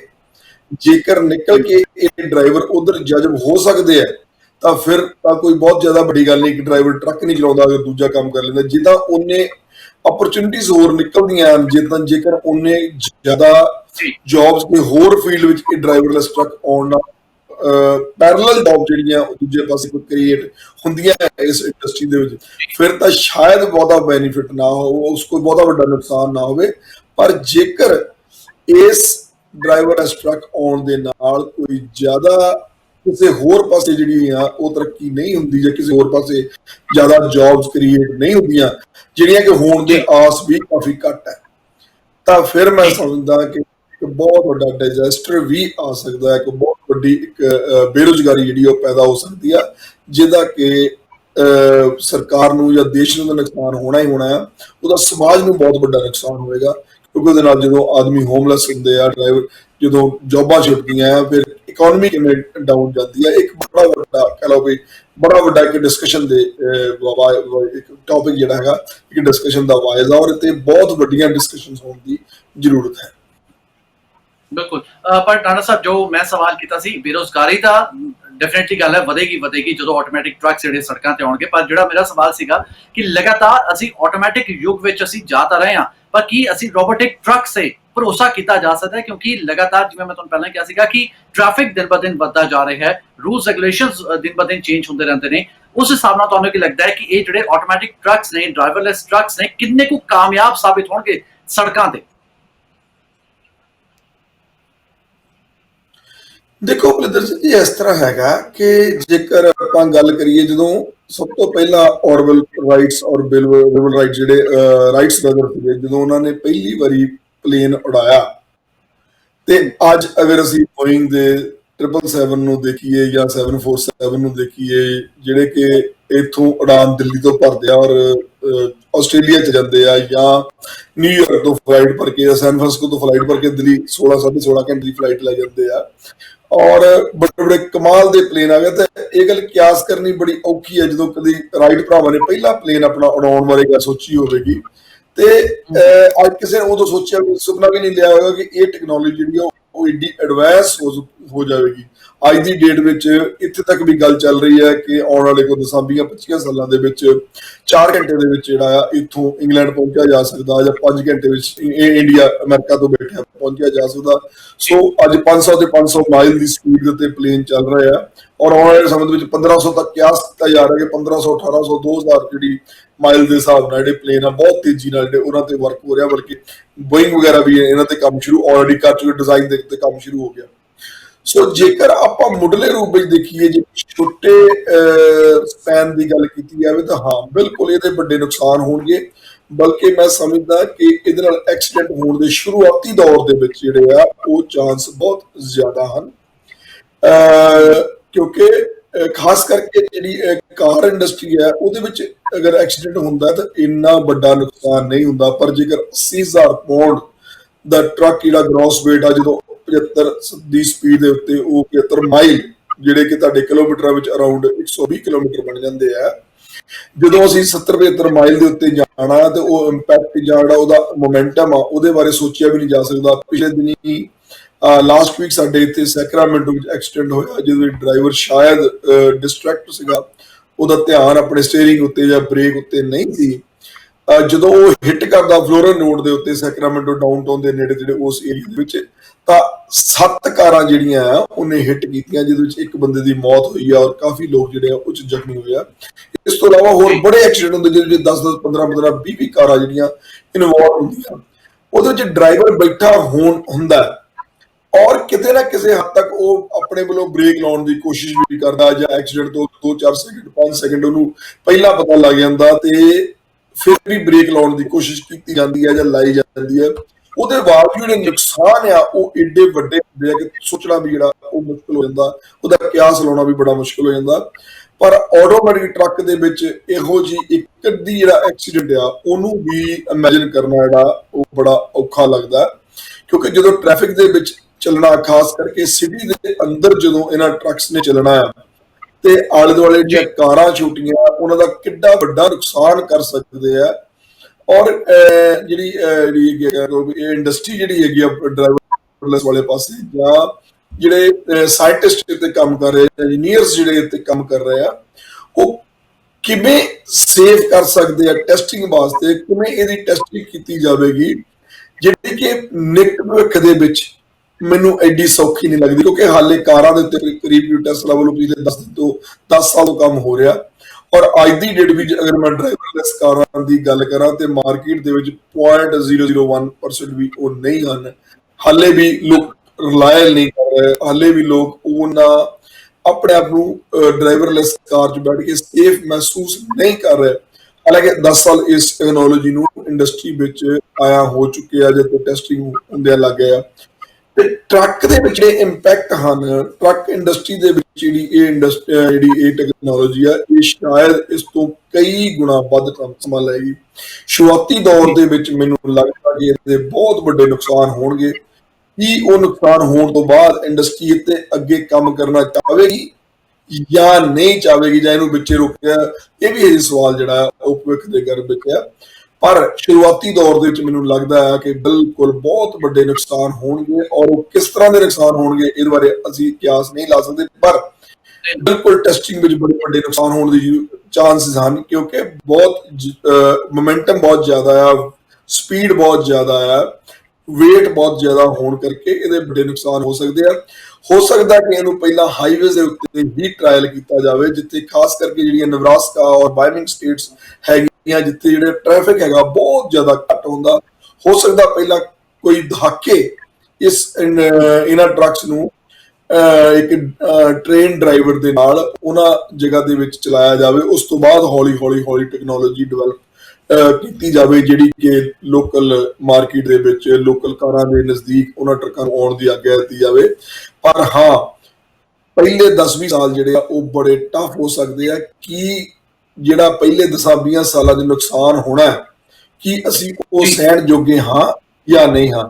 ਜੇਕਰ ਉਹ ਸਹਿ ਜਾ ਸਕਦਾ, ਜੇਕਰ ਉਹਨੀਆਂ ਜਿਹੜੀਆਂ ਡੈਥ ਹੈ ਜਾਂ ਆਉਣ ਵਾਲੀਆਂ ਜਿਹੜੀਆਂ ਉਹ ਜੋ ਉਹਦੇ ਨੁਕਸਾਨ ਹੋਣੇ ਆ, ਜੇਕਰ ਅਸੀਂ ਪ੍ਰਪੇਅਰ ਹਾਂ, ਜੇਕਰ ਗਵਰਨਮੈਂਟ ਉਸ ਚੀਜ਼ ਲਈ ਪ੍ਰਪੇਅਰ ਹੈ, ਜੇਕਰ ਇੰਡਸਟਰੀ ਉਸ ਚੀਜ਼ ਲਈ ਪ੍ਰਪੇਅਰ ਹੈ, ਤਾਂ ਹਾਂ ਇਹ ਟੈਕਨੋਲੋਜੀ ਜਿਹੜੀ ਹੈ ਉਹ ਜ਼ਰੂਰ ਡਿਵੈਲਪ ਹੋਏਗੀ। ਪਰ ਜੇਕਰ ਸਾਨੂੰ ਲੱਗਦਾ ਕਿ ਇਹ ਨੁਕਸਾਨ ਏਡੇ ਵੱਡੇ ਹੈ ਕਿ ਸਾਨੂੰ ਟੈਕਨੋਲੋਜੀ ਡਿਵੈਲਪ ਕਰਨਾ ਜਿਹੜਾ ਉਹ ਵਰਥ ਨਹੀਂ ਕਰੇਗਾ, ਤਾਂ ਮੇਰੇ ਖਿਆਲ ਸ਼ਾਇਦ ਇਹਨੂੰ ਰੋਕਣਾ ਪੈ ਜਾਏ। ਪਰ ਹਾਂ, ਇਹ ਗੱਲ ਪੱਕੀ ਹੈ ਕਿ ਜੇਕਰ ਆਉਣ ਵਾਲੇ 10-20 ਸਾਲ ਕੰਮ ਹੁੰਦਾ ਤਾਂ ਮੈਨੂੰ ਇੰਝ ਲੱਗਦਾ ਜੇਕਰ ਇੱਕ ਜਹਾਜ਼ ਜਿਹੜਾ ਆਟੋਨੋਮਸ ਹੋ ਸਕਦਾ, ਇੱਕ ਪਲੇਨ ਜਿਹੜਾ ਆ ਉਹ ਆਟੋ ਪਾਇਲਟ ਤੇ ਜਾਂ ਇੱਥੋਂ 10-10, 15-15 ਘੰਟੇ ਚੱਲ ਸਕਦਾ, ਤਾਂ ਟਰੱਕ ਵੀ ਚੱਲ ਸਕਦਾ। ਕਿਉਂਕਿ ਟੈਕਨੋਲੋਜੀ ਜਿਹੜੀ ਹੈ ਉਹਨੂੰ ਚੈਲੰਜ ਕਰਨਾ ਬੜਾ ਔਖਾ। ਟੈਕਨੋਲੋਜੀ ਬਹੁਤ ਐਡਵਾਂਸ ਹੋ ਚੁੱਕੀ ਹੈ, ਔਰ ਸਾਨੂੰ ਸਾਡਾ ਜਿਹੜਾ ਹੈ ਜਾਂ ਸਾਡੀ ਜਿਹੜੀ ਸੋਚ ਆ ਉੱਥੇ ਤੱਕ ਕਈ ਵਾਰੀ ਨਹੀਂ ਜਾ ਸਕਦੀ ਜਿੱਥੇ ਤੱਕ ਟੈਕਨੋਲੋਜੀ ਐਕਚੁਅਲੀ ਪਹੁੰਚ ਜਾਂਦੀ ਹੈ। ਜੇਕਰ ਅਸੀਂ 20 ਸਾਲ ਪਹਿਲਾਂ ਗੱਲ ਕਰੀਏ ਤਾਂ ਕਿਸੇ ਨੇ ਸੈੱਲਫੋਨ ਦਾ ਜਿਹੜਾ ਉਹ ਕਿਆਸ ਰਾਈ ਵੀ ਨਹੀਂ ਲਾਈ ਹੋਏਗੀ। ਅੱਜ ਤੋਂ 100 ਸਾਲ ਪਹਿਲਾਂ ਕਿਸੇ ਟੈਲੀਫੋਨ ਬਾਰੇ ਵੀ ਨਹੀਂ ਸੋਚਿਆ ਹੋਵੇਗਾ। ਪਰ ਇਹ ਚੀਜ਼ਾਂ ਇੰਡਸਟਰੀ 'ਚ ਆਈਆਂ ਔਰ ਬੜੀਆਂ ਸਕਸੈਸਫੁਲ ਹੋਈਆਂ।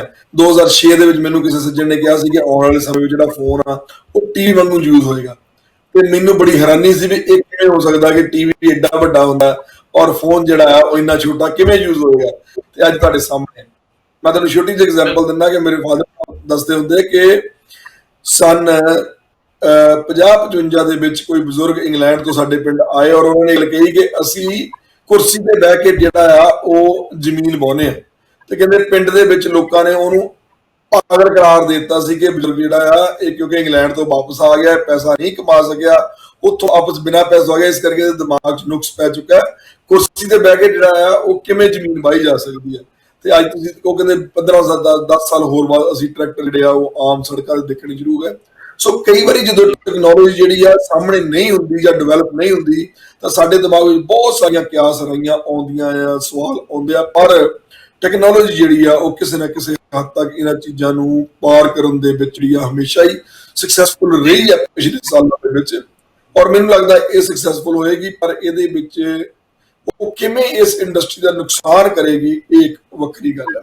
ਪਰ ਮੈਨੂੰ ਲੱਗਦਾ ਕਿ ਸਮਾਂ ਇੱਕ ਐਸਾ ਆਏਗਾ, ਹਾਂ ਸ਼ੁਰੂਆਤੀ ਦੌਰ ਦੇ ਵਿੱਚ ਵੱਡੇ ਨੁਕਸਾਨ ਜ਼ਰੂਰ ਹੋਣਗੇ, ਔਰ ਕੋਈ ਵੀ ਟੈਕਨੋਲੋਜੀ ਜਦੋਂ ਚੇਂਜ ਹੁੰਦੀ ਹੈ ਸ਼ੁਰੂਆਤੀ ਦੌਰ ਦੇ ਨੁਕਸਾਨ ਹੁੰਦੇ ਆ, ਇਹਦੇ ਵਿੱਚ ਕੋਈ ਸ਼ੱਕ ਨਹੀਂ। ਪਰ ਜੀ ਇੱਕ ਸਮਾਂ ਜ਼ਰੂਰ ਆਏਗਾ ਕਿ ਡਰਾਈਵਰਲੈਸ ਟਰੱਕ ਜਿਹੜਾ ਆ ਉਹ ਮੈਨੂੰ ਲੱਗਦਾ ਆਮ ਤੁਹਾਨੂੰ ਪਬਲਿਕਲੀ ਆਮ ਰੋਡ ਦੇ ਉੱਤੇ ਚੱਲਦਾ ਦਿਸੇਗਾ। ਉਹ ਸਾਡੀ ਜ਼ਿੰਦਗੀ ਵਿੱਚ ਆਵੇ ਸਮਾਂ ਜਾਂ ਸਾਡੀ ਜ਼ਿੰਦਗੀ ਤੋਂ ਬਾਅਦ ਵਿੱਚ ਆਵੇ, ਪਰ ਇਹ ਸਮਾਂ ਜ਼ਰੂਰ ਆਵੇਗਾ। ਠੀਕ ਹੈ, ਇਹ ਸਮਾਂ ਜ਼ਰੂਰ ਆਏਗਾ ਔਰ ਆਣਾ ਵੀ ਚਾਹੀਦਾ, ਕਿਉਂਕਿ ਜਨਰੇਸ਼ਨ ਅੱਗੇ ਵੱਧ ਰਹੀ ਹੈਗੀ ਔਰ ਨਵੀਂ ਜਨਰੇਸ਼ਨ ਨਵੀਆਂ ਚੀਜ਼ਾਂ ਨੂੰ ਅਡਾਪਟ ਕਰਨਾ ਚਾਹੁੰਦੀ ਹੈ। ਠੀਕ ਹੈ ਗੱਲ, ਪਰ ਨਾਲ ਹੀ ਅਸੀਂ ਕੀ ਚੈਲੰਜਸ ਜਿਹੜੇ ਆਉਣਗੇ ਆਉਣ ਵਾਲੇ ਸਮੇਂ ਵਿੱਚ, ਜਦੋਂ ਡਰਾਈਵਰਲੈਸ ਟਰੱਕ ਸਾਡੇ ਸਾਹਮਣੇ ਹੋਣਗੇ, ਸੜਕਾਂ ਤੇ ਹੋਣਗੇ, ਕਈ ਚੈਲੰਜਸ ਸਾਡੇ ਸਾਹਮਣੇ ਹੋਣਗੇ। ਵੱਖ-ਵੱਖ ਕੰਪਨੀਆਂ ਕੀ ਇਸ ਡਰਾਈਵਰਲੈਸ ਟਰੱਕ ਨੂੰ ਅਫੋਰਡ ਵੀ ਕਰ ਪਾਉਣਗੀਆਂ, ਨਹੀਂ ਕਰ ਪਾਉਣਗੀਆਂ?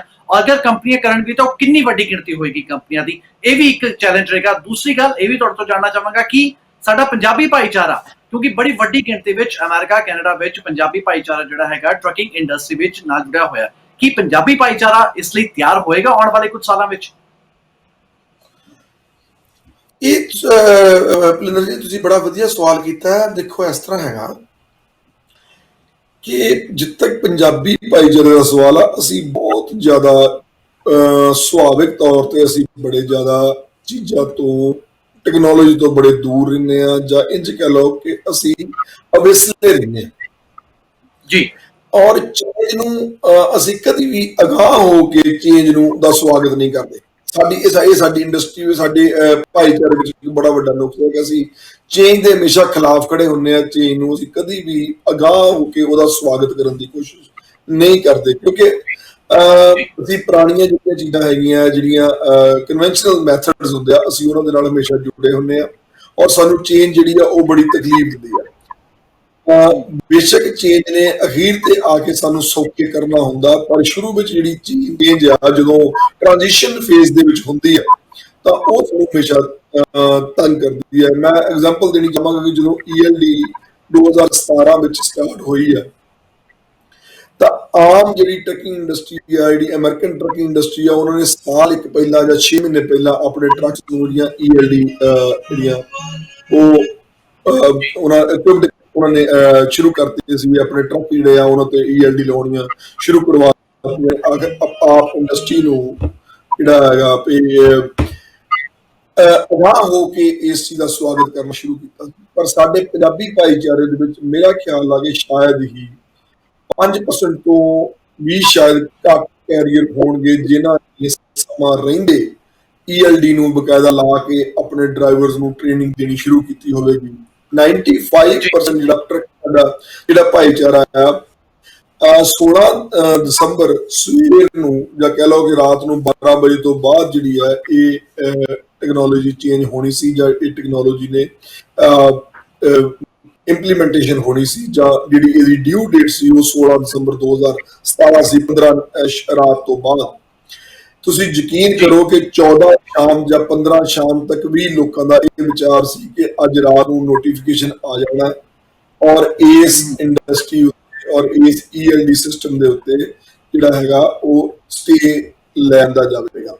ਸੋ 15 ਸ਼ਾਮ ਤੱਕ ਵੀ ਬਹੁਤ ਸਾਰੇ ਲੋਕ ਐਸੇ ਸਨ ਜਿਨ੍ਹਾਂ ਨੇ ਆਪਣੇ ਟਰੱਕਾਂ ਉੱਤੇ ELD ਜਿਹੜੀ ਨਹੀਂ ਲਗਵਾਈ ਸੀ। 16 ਤਰੀਕ ਦੀ ਸਵੇਰ ਨੂੰ ਜਦੋਂ ਦੇਖਿਆ ਕਿ ਹੁਣ ਸਾਈਟੇਸ਼ਨਸ ਮਿਲਣੀਆਂ ਸ਼ੁਰੂ ਹੋ ਗਈਆਂ, ਉਸ ਤੋਂ ਬਾਅਦ ਫਿਰ ਉਹਨੇ ਕੰਪਨੀਆਂ ਨੂੰ ਕਾਲ ਕਰਨੀ ਸ਼ੁਰੂ ਕੀਤੀ ਕਿ ਭਾਈ ਮੈਨੂੰ ELD ਚਾਹੀਦੀ ਆ, ਮੈਨੂੰ ELD ਚਾਹੀਦੀ ਹੈ, ਰਾਈਟ। ਸੋ ਕਹਿਣ ਦਾ ਭਾਵ ਆ ਕਿ ਜਦੋਂ ਵੀ ਟੈਕਨੋਲੋਜੀ ਨਵੀਂ ਆਉਂਦੀ ਆ, ਅਸੀਂ ਹਮੇਸ਼ਾ ਰਿਲੈਕਟੈਂਟ ਹੁੰਦੇ ਆ, ਅਸੀਂ ਹਮੇਸ਼ਾ ਉਹਨੂੰ ਅਵੋਇਡ ਕਰਨ ਦੀ ਕੋਸ਼ਿਸ਼ ਕਰਦੇ ਆ। ਔਰ ਡਰਾਈਵਰਲੈਸ ਟਰੱਕਾਂ ਦੇ ਵਿੱਚ ਵੀ ਮੈਂ ਨਹੀਂ ਸਮਝਦਾ ਕਿ ਹਾਲੇ ਤਾਂ ਅਮਰੀਕਨ ਭਾਈਚਾਰਾ ਵੀ ਉਸ ਤਰ੍ਹਾਂ ਨਹੀਂ ਪ੍ਰੀਪੇਅਰਡ ਜਿਵੇਂ ਇੱਕ ਨਵੀਂ ਟੈਕਨੋਲੋਜੀ ਵਾਸਤੇ ਪ੍ਰੀਪੇਅਰ ਹੋਣਾ ਚਾਹੀਦਾ। ਪੰਜਾਬੀ ਭਾਈਚਾਰੇ ਬਾਰੇ ਤਾਂ ਮੈਂ ਬਹੁਤ ਇਸ ਗੱਲ ਨਾਲ ਯਕੀਨ ਨਾਲ ਕਹਿ ਸਕਦਾ ਕਿ ਅੱਜ ਦੀ ਡੇਟ ਵਿੱਚ ਵੀ ਜ਼ਿਆਦਾਤਰ ਕੀ ਬਹੁਤਾਤ ਜਿਹੜੇ ਹੈਗੇ ਆ ਪੰਜਾਬੀ ਭਰਾ ਆ, ਉਹ ਇਸ ਚੀਜ਼ ਨੂੰ ਐਜ਼ ਏ ਮਜ਼ਾਕ ਲੈ ਰਹੇ ਆ ਔਰ ਇਹ ਸਮਝ ਰਹੇ ਆ ਕਿ ਇਹ ਕਦੀ ਵੀ ਹੋਣ ਵਾਲਾ ਹੈਗਾ, ਇਹ ਸੌਦਾ ਨਹੀਂ ਹੈ, ਇਹ ਨਹੀਂ ਬਣਨਾ। ਆਉਣ ਵਾਲੇ ਸਮੇਂ ਦੇ ਵਿੱਚ ਜੋ ਇਹ ਟਰੱਕ ਰੋਡ ਤੇ ਆਉਣਗੇ ਤਾਂ ਬਿਲਕੁਲ ਮੈਨੂੰ ਲੱਗਦਾ ਕਿ ਹੌਲੀ ਹੌਲੀ ਉਹਨਾਂ ਨੂੰ ਸੀਰੀਅਸ ਹੋਣਾ ਪੈਣਾ ਹੈ। ਔਰ ਇਹਦਾ ਜਿਹੜਾ ਸਭ ਤੋਂ ਵੱਡਾ ਨੁਕਸਾਨ ਉਹ ਇਹ ਹੈ ਕਿ ਟਰੱਕਿੰਗ ਦੇ ਵਿੱਚ ਅੱਜ ਦੀ ਡੇਟ ਵਿੱਚ ਵੀ ਜੇਕਰ ਅਸੀਂ ਅਮਰੀਕਨ ਟਰੱਕਿੰਗ ਦੇ ਨਾਲ ਪੰਜਾਬੀ ਟਰੱਕਿੰਗ ਨੂੰ ਕੰਪੇਅਰ ਕਰਦੇ ਹਾਂ ਤਾਂ ਸਾਡੀ ਟਰੱਕਿੰਗ ਇੰਡਸਟਰੀ ਵਿੱਚ ਸਾਨੂੰ ਇੰਜ ਲੱਗਦਾ ਜਿਵੇਂ ਅਸੀਂ ਆਮ ਗੱਲ ਕਰਦੇ ਹਾਂ ਕਿ ਪੰਜਾਬੀ ਭਾਈਚਾਰਾ ਬਹੁਤ ਜ਼ਿਆਦਾ ਟਰੱਕਿੰਗ ਵਿੱਚ ਆ। ਬਿਲਕੁਲ ਪੰਜਾਬੀ ਭਾਈਚਾਰੇ ਨੂੰ ਜਦੋਂ ਅਸੀਂ ਕੰਪੇਅਰ ਕਰਦੇ ਹਾਂ ਆਪਣੇ ਆਪ ਨਾਲ ਤਾਂ ਬਹੁਤ ਜ਼ਿਆਦਾ ਇੰਡਸਟਰੀ ਵਿੱਚ ਹੈ, ਕੋਈ ਸ਼ੱਕ ਨਹੀਂ। ਪਰ ਜੇਕਰ ਅਸੀਂ ਇੰਡਸਟਰੀ ਅਮਰੀਕਨ ਟਰੱਕਿੰਗ ਦੀ ਗੱਲ ਕਰੀਏ ਤਾਂ ਉਹਦੇ ਵਿੱਚ ਸਾਡਾ ਜਿਹੜਾ ਸ਼ੇਅਰ ਆ ਉਹ ਬਹੁਤ ਜ਼ਿਆਦਾ ਥੋੜਾ। ਜੇਕਰ ਅਸੀਂ ਵੱਡੀਆਂ ਅਮਰੀਕਨ ਕੰਪਨੀ ਦੀ ਗੱਲ ਕਰੀਏ ਤਾਂ ਸ਼ਾਇਦ ਸਾਡੇ ਪੰਜਾਬੀ ਭਰਾਵਾਂ ਦੀ ਕੋਈ ਵੀ ਐਸੀ ਕੰਪਨੀ ਨਹੀਂ ਹੈ ਜਿਹੜੀ ਕਿਸੇ ਵੱਡੇ ਟਰੱਕਿੰਗ ਕੰਪਨੀ ਨੂੰ ਮਾਤ ਦੇ ਸਕੇ ਜਾਂ ਉਹਨਾਂ ਨੂੰ ਚੈਲੰਜ ਕਰ ਸਕੇ ਜਾਂ ਉਹਨਾਂ ਦਾ ਮੁਕਾਬਲਾ ਕਰ ਸਕੇ।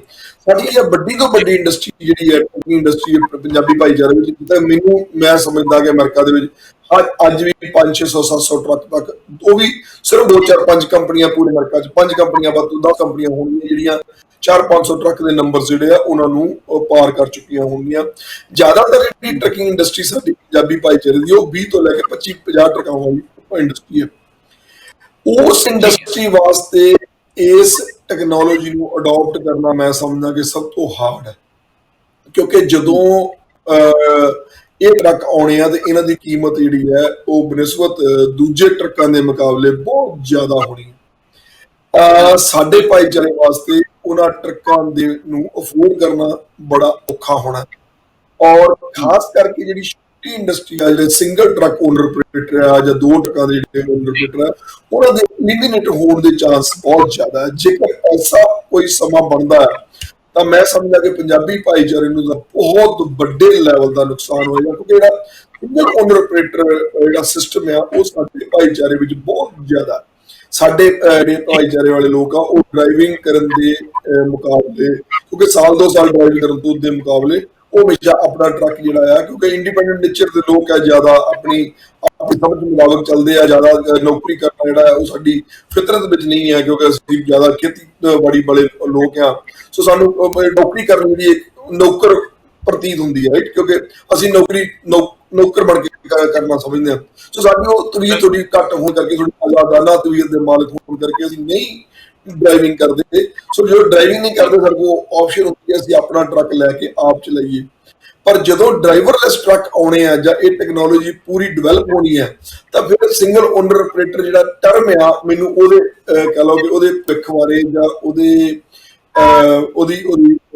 ਸਰਵਾਈਵਲ ਬਾਰੇ ਜਿਹੜਾ ਉਹ ਹਮੇਸ਼ਾ ਤੋਂ ਸ਼ੱਕ ਰਹਿੰਦਾ, ਕਿਉਂਕਿ ਜਦੋਂ ਇੱਕ ਟਰੱਕ ਆਪਣਾ ਆਦਮੀ ਜੇ ਆਪ ਚਲਾਉਂਦਾ ਤਾਂ ਉਹਦੀ ਤਾਂ ਕੋਈ ਸੈਂਸ ਬਣਦੀ ਆ। ਪਰ ਜੇਕਰ ਟਰੱਕ ਹੈ ਹੀ ਡਰਾਈਵਰਲੈਸ ਤਾਂ ਸਿੰਗਲ ਓਨਰ ਆਪਰੇਟਰ ਨੂੰ ਕਿਵੇਂ ਚਲਾਏਗਾ, ਉਹਦਾ ਕੀ ਮਕਸਦ ਰਹਿ ਜਾਂਦਾ। ਸੋ ਮੈਨੂੰ ਉਸ ਗੱਲ ਦਾ ਹਮੇਸ਼ਾ ਖਦਸ਼ਾ ਰਹਿੰਦਾ ਕਿ ਜੇਕਰ ਟਰੱਕਿੰਗ ਇੰਡਸਟਰੀ ਨੇ ਸਭ ਤੋਂ ਵੱਧ ਮਾਰਿਆ ਤਾਂ ਸਾਡੇ ਭਾਈਚਾਰੇ ਦੇ ਵਿੱਚ ਜਿਹੜਾ ਓਨਰ ਆਪਰੇਟਰ ਸਿਸਟਮ ਆ, ਜਿਹੜੇ 2-2 3-3 4-4 ਟਰੱਕਾਂ ਵਾਲੇ ਲੋਕ ਆ, ਉਹਨਾਂ ਨੂੰ ਬਹੁਤ ਬੁਰੀ ਤਰ੍ਹਾਂ ਅਫੈਕਟ ਕਰੇਗਾ। ਪਰ ਹਾਂ, ਕਿਵੇਂ ਇਹ ਸਮਾਂ ਬਣਦਾ ਹੈ, ਕਿਵੇਂ ਬਣਦਾ ਇੱਕ ਵੱਖਰਾ ਗੱਲ ਆ। ਪਰ ਹਾਂ, ਇਹ ਗੱਲ ਬੜੀ ਸ਼ੋਰ ਆ ਕਿ ਜੋ ਅੱਜ ਦੇ ਹਾਲਾਤ ਦਿਸ ਰਹੇ ਹਨ ਉਹਦੇ ਵਿੱਚ ਜਿਹੜੀ ਸਿੰਗਲ ਓਨਰ ਆਪਰੇਟਰ ਜਿਹੜੇ 2-2 3-3 ਟਰੱਕਾਂ ਵਾਲੇ ਜਿਹੜੇ ਵੀਰ ਆ ਜਾਂ 5 ਟਰੱਕਾਂ ਵਾਲੇ ਜਿਹੜੇ ਵੀਰ ਆ, ਉਹਨਾਂ ਨੂੰ ਇੱਕ ਬਹੁਤ ਵੱਡੀ ਮੁਸ਼ਕਿਲ ਦਾ ਸਾਹਮਣਾ ਕਰਨਾ ਪੈ ਸਕਦਾ, ਔਰ ਉਹਨਾਂ ਨੂੰ ਇਸ ਮੁਸ਼ਕਿਲ ਵਾਸਤੇ ਹਮੇਸ਼ਾ ਹੀ ਤਿਆਰ ਰਹਿਣਾ ਚਾਹੀਦਾ, ਔਰ ਆਪਣੀਆਂ ਅੱਖਾਂ ਜਿਹੜੀਆਂ ਆ ਉਹ ਖੋਲ ਕੇ ਰੱਖਣੀਆਂ ਚਾਹੀਦੀਆਂ, ਔਰ ਇੰਡਸਟਰੀ ਜਿਹੜੀ ਆ ਉਹਦੀਆਂ ਅਪਡੇਟ ਜਿਹੜੀਆਂ ਉਹ ਨਾਲ ਦੀ ਨਾਲ ਜ਼ਰੂਰ ਰੱਖਣੀਆਂ ਚਾਹੀਦੀਆਂ ਕਿ ਕਿਵੇਂ ਉਹ ਆਪਣੇ ਆਪ ਨੂੰ ਇਸ ਬਦਲਦੀ ਹੋਈ ਟੈਕਨੋਲੋਜੀ ਦੇ ਹਾਣ ਦੇ ਬਣਾ ਕੇ ਰੱਖਣ। ਬਿਲਕੁਲ, ਆਉਣ ਵਾਲਾ ਸਮਾਂ ਜ਼ਰੂਰ ਬਦਲੇਗਾ ਔਰ ਬਦਲਣਾ ਵੀ ਚਾਹੀਦਾ, ਕਿਉਂਕਿ ਸਮੇਂ ਦੇ ਹਾਣੀ ਅਸੀਂ ਸਾਰੇ ਹੈਗੇ ਆ। ਸਾਡੇ ਕਿਸਾਨ ਜਿਹੜੇ ਨੇ, ਕਿਸਾਨ ਵੀਰ ਵੀ ਲਗਾਤਾਰ ਸਮੇਂ ਦੇ ਨਾਲ ਬਦਲ ਰਹੇ ਨੇ। ਉਹਨਾਂ ਨੂੰ ਵੀ ਪਤਾ ਕਿ ਕਿਹੜੀਆਂ ਆਟੋਮੈਟਿਕ ਮਸ਼ੀਨਸ ਨੇ ਜਿਨ੍ਹਾਂ ਦਾ ਸਹਾਰਾ ਲੈ ਕੇ ਉਹ ਅੱਗੇ ਵਧਦੇ ਨੇ। ਔਰ ਜਿਹੜਾ ਅਸੀਂ ਅੱਜ ਦਾ ਟੌਪਿਕ ਜਿਹੜਾ ਚੂਜ਼ ਕੀਤਾ ਸੀ ਉਹ ਵੀ ਇਹੀ ਸੀਗਾ ਕਿ ਆਉਣ ਵਾਲੇ ਸਮੇਂ ਵਿੱਚ ਜਦੋਂ ਟਰੱਕ ਦਾ ਅੱਗੇ ਵਿਸਥਾਰ ਹੋਏਗਾ ਔਰ ਡਰਾਈਵਰਲੈਸ ਟਰੱਕ ਸੜਕਾਂ ਤੇ ਆਉਣਗੇ ਤਾਂ ਉਸ ਸਮੇਂ ਕਿਸ ਤਰ੍ਹਾਂ ਦਾ ਜ਼ਮਾਨਾ ਬਦਲੇਗਾ। ਬਿਲਕੁਲ ਠੀਕ ਹੈ। ਤੇ ਹੁਣ ਸਾਡਾ ਅਗਲਾ ਸੈਗਮੈਂਟ ਵੱਲ ਅਸੀਂ ਵਧਦੇ ਹਾਂ, ਇਹ ਹੈ ਸਵਾਲ ਜਵਾਬ। ਤੁਹਾਡੇ ਸਵਾਲ ਸਾਡੇ ਜਵਾਬ।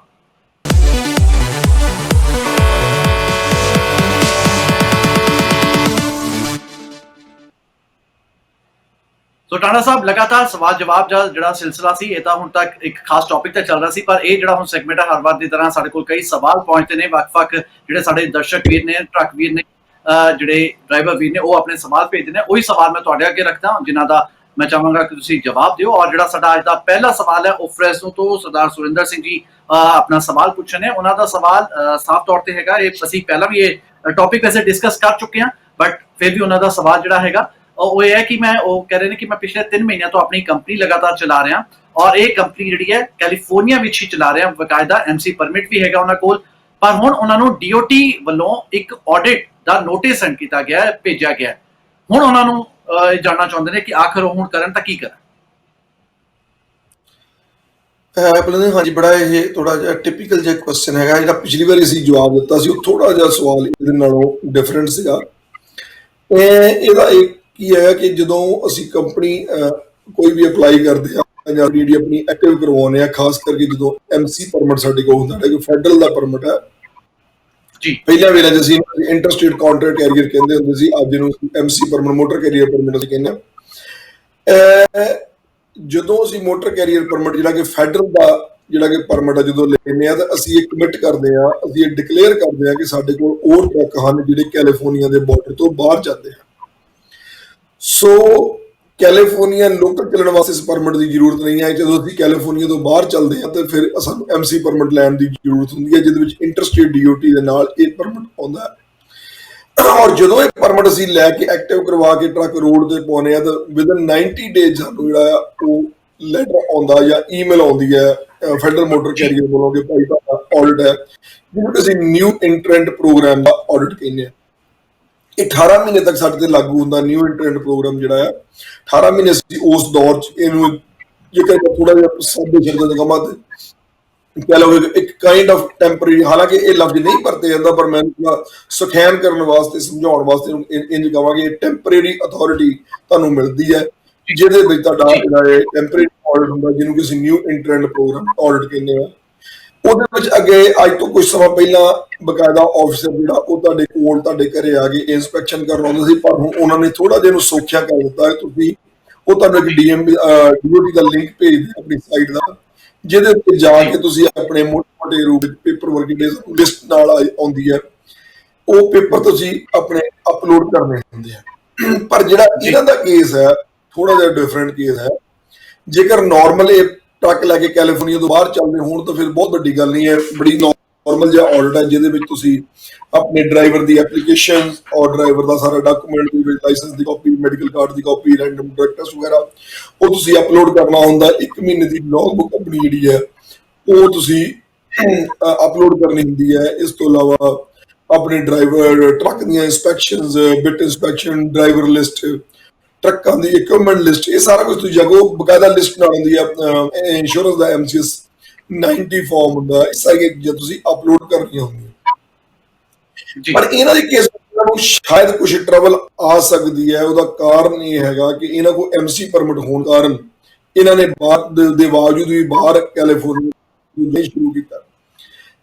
ਬਾਏ ਲਾਅ ਜੇਕਰ ਇਹ 1 ਮਹੀਨੇ ਦੀ ਲੌਗ ਬੁੱਕ ਭੇਜਦੇ ਆ ਤਾਂ ਉਹਦੇ ਵਿੱਚ ਕੋਈ ਨਾ ਕੋਈ ਇਹਨਾਂ ਦਾ ਇੰਟਰਸਟੇਟ ਪਰਮਿਟ ਜਿਹੜਾ ਇੰਟਰਸਟੇਟ ਟ੍ਰਿਪ ਜਿਹੜਾ ਆ ਉਹ ਹੋਣਾ ਜ਼ਰੂਰੀ ਹੈ, ਜਿਹਦੇ ਵਿੱਚ ਇਹਨਾਂ ਨੇ ਬਕਾਇਦਾ ਕੈਲੀਫੋਰਨੀਆ ਤੋਂ ਬਾਰਡਰ ਪਾਰ ਕਰਕੇ ਕੈਲੀਫੋਰਨੀਆ ਤੋਂ ਬਾਹਰ ਗਏ ਹੋਣ।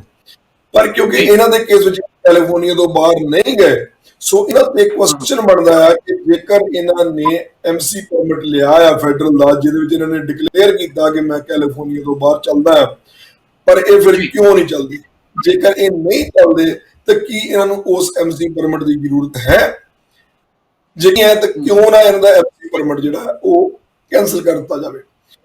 ਸੋ ਮੇਰੇ ਖਿਆਲ ਨਾਲ ਇਹ ਬੜਾ ਸੁਭਾਵਿਕ ਜਿਹਾ ਸਵਾਲ ਹੈ। ਜਦੋਂ ਇਹ ਆਪਣਾ ਆਡਿਟ ਕਰਵਾਉਣਗੇ, ਜਦੋਂ ਆਪਣੀ ਲੋਕਲ ਕੈਲੀਫੋਰਨੀਆ ਦੀ ਲੌਗ ਬੁੱਕ ਭੇਜਣਗੇ, ਤਾਂ ਜੋ ਵੀ ਡੀਓਟੀ ਆਫਿਸਰ ਹੈਗਾ ਮੇਰੇ ਖਿਆਲ ਨਾਲ ਉਹ ਇਹਨਾਂ ਨੂੰ ਇਹ ਬਿਲਕੁਲ ਸਵਾਲ ਕਰੇਗਾ, ਔਰ ਇਹ ਕੀ ਉਹਦਾ ਜਵਾਬ ਦਿੰਦੇ ਹਨ, ਕੀ ਉਹਨੂੰ ਸੈਟੀਸਫਾਈ ਕਰਦੇ ਹਨ, ਇਹਨਾਂ ਤੇ ਡਿਪੈਂਡ ਕਰਦਾ ਕੀ ਇਹਨਾਂ ਦਾ ਭਵਿੱਖ ਵਿੱਚ ਆਉਣ ਦਾ ਵਿਚਾਰ ਹੈ, ਕੀ ਇਹ ਨੈਕਸਟ ਮੰਥ ਜਾ ਰਹੇ ਹਨ, ਕੀ ਇਹ ਨੈਕਸਟ ਮੰਥ ਜਾ ਕੇ ਉਹਦਾ ਫਿਰ ਦੁਬਾਰਾ ਆਡਿਟ ਲਈ ਟਾਈਮ ਲੈਂਦੇ ਹਨ ਕਿ ਮੈਂ ਨੈਕਸਟ ਮੰਥ ਜਾਣਾ ਸ਼ੁਰੂ ਕਰਾਂਗਾ ਔਰ ਨੈਕਸਟ ਮੰਥ ਫਿਰ ਦੁਬਾਰਾ ਤੁਹਾਡੇ ਕੋਲੋਂ ਆਡਿਟ ਕਰਵਾਵਾਂਗਾ।